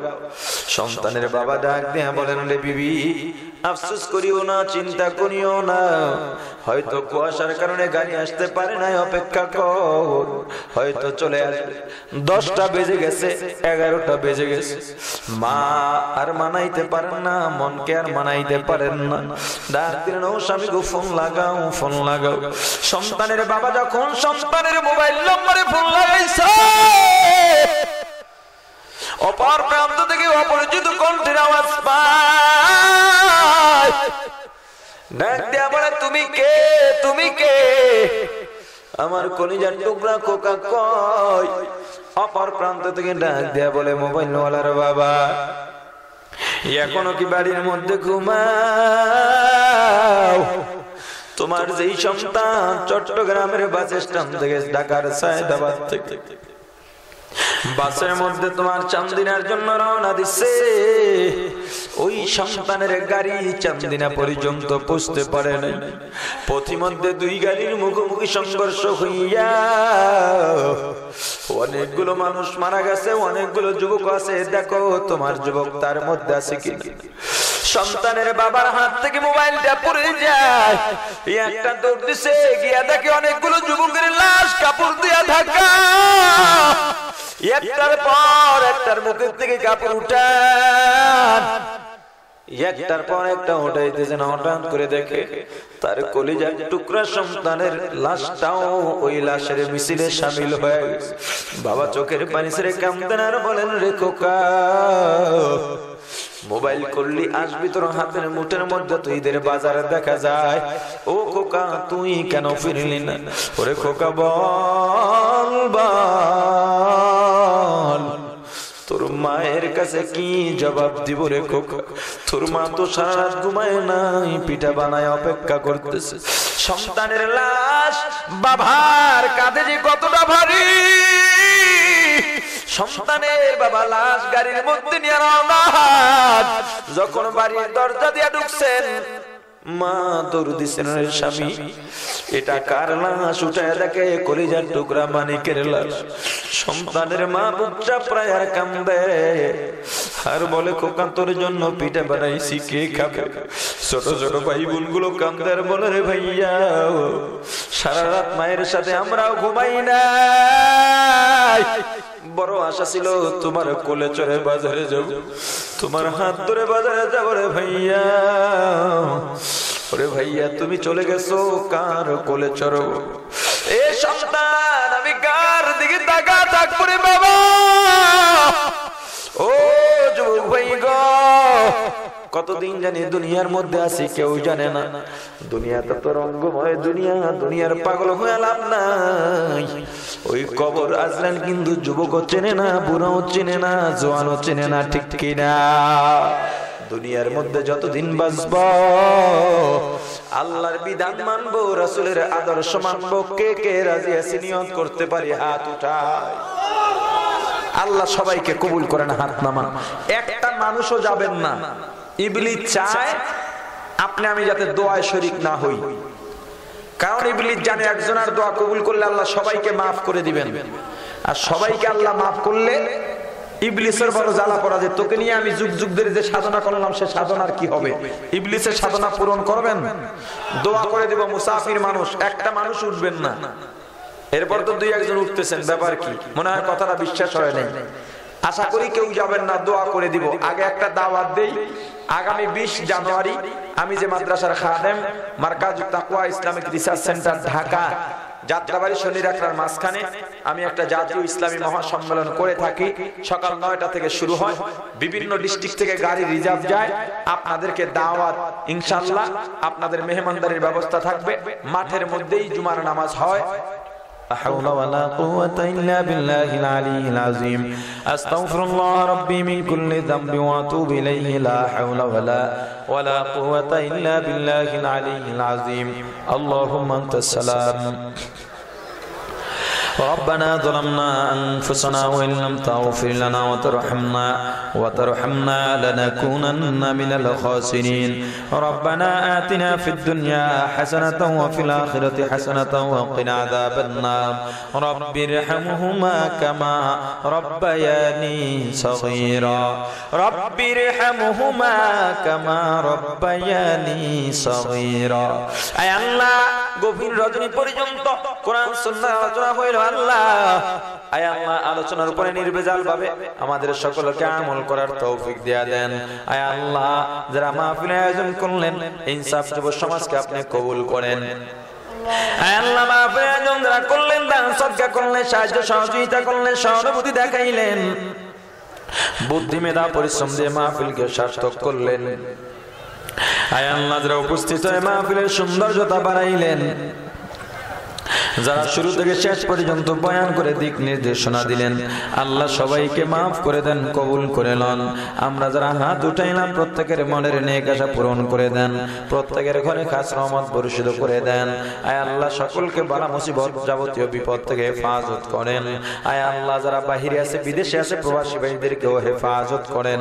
আল্লাহ যে যেই মনের নেক আশা নিয়ে দোয়া চেয়েছে প্রত্যেকের মনের নেক আশা পূরণ করেন। যারা অভাবে আছে, ঋণগ্রস্ত আছে, অভাব ঋণগ্রস্ত দূর করে দেন। যারা অসুস্থ আছে আল্লাহ সুস্থতা করে বানায়া দেন। আয় আল্লাহ যাদের বিবাহ হয় না বিবাহের বন্দোবস্ত করে দেন, যাদের সন্তান হয় না সন্তানের ফয়সালা করে দেন। এলাকার সমস্ত মানুষগুলোকে, মুসলমানগুলোকে একত্রে ঐক্যবদ্ধভাবে ইসলামের খেদমত করার তৌফিক দিয়া দেন। আয় আল্লাহ রাব্বুল আলামিন ব্যবসায়ী ভাই, দোকানদার, কর্মচারী, আয় আল্লাহ ব্যবসায়ী, চাকরিজীবী, ছেলে মজদুর, কৃষক, শ্রমিক, যে যেখানে কাজ করে কাজের মধ্যে বরকত দিয়া দেন, হালাল রুজি কামাই করার তৌফিক দিয়া দেন। আমাদের সবগুলো কোটি কোটি গুণে বাড়াইয়া নবীজির রওজা মোবারকে পৌঁছায় দেন। বাবা আদম থেকে আজ পর্যন্ত যত মুমিন মুমিনাত, মুসলিম মুসলিমাত অন্ধকার কবরে চলে গেল, আল্লাহ প্রত্যেকের রূহের উপরে সওয়াব পৌঁছায় দেন। আয় আল্লাহ বিশেষ করে যারা হাত উঠাইলাম, জানি না কার মা নাই, বাবা নাই, চির বিদায় নিয়া বাস বাগানে কলা বাগানে রাস্তার ধারে পুকুরের পাড়ে গোরস্থানে শুয়ে রয়েছে আল্লাহ। আয় আল্লাহ, সন্তান যখন মাহফিল ময়দানে রওনা হয়, ওই মা ডেকে ডেকে বলে, সন্তান কত কষ্ট করে লালন পালন করলাম, ওরে সন্তান শীতের রাত্র তোর কান্না ছাড়া কোনো ভাষা নাই, প্রসাব পায়খানা করে আমার বিছানা নষ্ট করলি, শাড়ি নষ্ট করলি, আমি মা বিরক্ত হইয়া তোকে দূরে ঠেলে দেই নাই রে খোকা, বরং আমি মা বিছানার মধ্যে শুইয়া তোকে শুকনায় ঘুম পড়াইছি। ওরে বাবা, তুই যখন 8-9-10 বছরের বালক হয়ে গেছ, অসুস্থ হয়ে গেছিলি, তোর ভাই ঘুমায়, তোর বোন ঘুমায়, এমনকি তোর বাবাও ঘুমায়, কিন্তু আমি মা ঘুমাই নাই, ঘুমাই নাই। এ খোকা, আমি মা তোর মাথার পাশে বসে মাথায় তেল মালিশ করছি, পানি দিয়া দিছি। সন্তান একটা সময় তুইও ঘুমায় গেছ, কিন্তু আমি মা তখনও ঘুমাই নাই। আমি মা যায় নামাজ বিছাইয়া আল্লাহর দরবারে নামাজ পড়ে তোর জন্য দুহাত তুলে দোয়া করছি রে খোকা। এ খোকা, আজকে আলেম হইছো মায়ের দোয়ায়। এ খোকা, মুফতি মুহাদ্দিস মুফাসসির খতিব মুহতামিম হইলে আমি মায়ের দোয়ায়। এ ব্যবসায়ী, হে শিল্পপতি, হে সম্মানী মন্ত্রী, এমপি, মেম্বার, চেয়ারম্যান, আজকে এত সম্মান কেন পাও? আমি মা যদি গভীর রাতে আরামের ঘুম হারাম করিয়া তোর জন্য দোয়া না করতাম, এত সম্মান পাইতি না। ওরে সন্তান, যখন বড় হইয়া দূরে লেখাপড়া করার জন্য গেছো, চাকরি করার জন্য গেছো রে খোকা, আমার বাড়িতে কত মেয়ে বানাচ্ছে, ভালো ভালো খাবার পাকাইয়া মজাদার পিঠা বানাইয়া আমি সবাইকে ভাগ করে দিলাম, কিন্তু আমি মা মুখের মধ্যে দেই নাই। ওরে সন্তান, তোর বাবা জিজ্ঞাসা করলো, বিবি তুমি এত কষ্ট করলা কেন, খাও না? ও খোকা, তোর বাবার প্রশ্নের জবাব দিতে পারি নাই, দুই চক্ষু দিয়া টপ টপ করে পানি পড়া শুরু হয়ে গেছে। একটা দৌড় দিয়া বিছানার উপরে যাইয়া বালিশের সাথে মুখটা চেপে ধরে আমি বুবাইয়া বুবাইয়া কাঁদছি। এ খোকা, তোর বাবা আমার মাথার পাশে গিয়া মাথার উপরে হাত বুলায় আর বলে, ও বিবি, আমি বুঝতে পারছি তুমি কেন কান্দো, তোমার সন্তান তোমার কাছে নাই, এই সন্তানের মায়া বুঝি খুব বেশি। ও খোকা, তোর জন্য আমি জীবনটাও দিতে পারি। গভীর রাতে বাড়িতে ফিরতি, তোর বিবি ঘুমায়া যাইতো, তোর কলিজার টুকরা সন্তানগুলো ঘুমায়া যাইতো, কিন্তু আমি ঘুমাইতাম না, তোকে না খাওয়াইয়া না ঘুম পড়াইয়া আমি মা খাইতাম না, ঘুমাইতাম না। এ সন্তান, তোকে গর্ভে ধারণ করে কি বড় অন্যায় করলাম? আমি মা দুঃখিনীর চেহারাটাও কি একবারও তোর চোখের সামনে ভাসে না? আজকে শীতের রাত্র ল্যাপটপ জাজিম কম্বল দিয়া আরামের ঘুমাও, আর আমি মাকে পাতলা সাদা 5খানা কাপড়ের প্যাকেটে বানাইয়া এমন একটা জায়গায় রাখছো রে সন্তান, যেখানে দিনেও মানুষ যাইতে ভয় পায়। ওই বাবা ডেকে ডেকে বলে, খোকা, চৈত্র মাসের রৌদ্র, ভাদ্র মাসের রৌদ্র, মাথার ঘাম পায়ে ফালাইয়া পিঠটা রোদে পোড়াইয়া, না খাইয়া না ঘুমাইয়া গায়ের রক্ত পানি করিয়া, এ বাবা রিক্সা চালাইলাম, সিএনজি চালাইলাম, অটো চালাইছি, ঠেলা ঠেলছি, নৌকা বাইছি। এ খোকা, কত কষ্ট করে খাইয়া না খাইয়া ক্ষুধার যন্ত্রণায় পেটের মধ্যে গামছা বাঁধিয়া তোর জন্য কামাই করছি রে খোকা। আজকে আমার কামাই দিয়া বিল্ডিং উঠাইয়া ঘুমাও, আর ওই বৃষ্টির দিনে তোর বিল্ডিং এর ছাদের পানি, তোর ঘরের চালের পানি গড়াইয়া গড়াইয়া আমি বাবার কবরে আসে, বাবা কবর নিলি না। আয় আল্লাহ, তাকায় দেখো কোন সন্তান মা হারাইয়া বাবা হারাইয়া তোমার দরবারে চোখের পানি ছেড়ে শিশুর মতো কান্দে। আল্লাহ, সন্তানের দোয়া ওসিলা করিয়া প্রত্যেকের মা বাবার কবর গুলো জান্নাতের বাগান বানাইয়া দাও। আয় আল্লাহ, আমাদের সাথে অনেক মা বোনেরা হাত তুলছেন, মা বোনের মনের নিয়ে আশাও পূরণ করে দেন।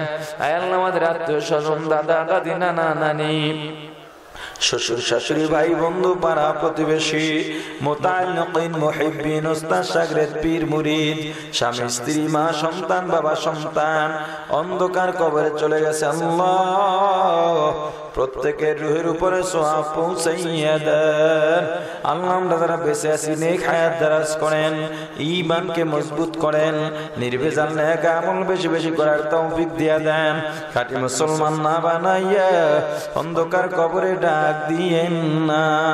সুবহান রাব্বিকা রাব্বিল ইজ্জাতি আম্মা ইয়াসিফুন ওয়া হৃদয়ের আলাপনে তোমায় ডাকি, শয়নে স্বপনেতে তোমায় খুঁজি। হৃদয়ের আলাপনে তোমায় ডাকি।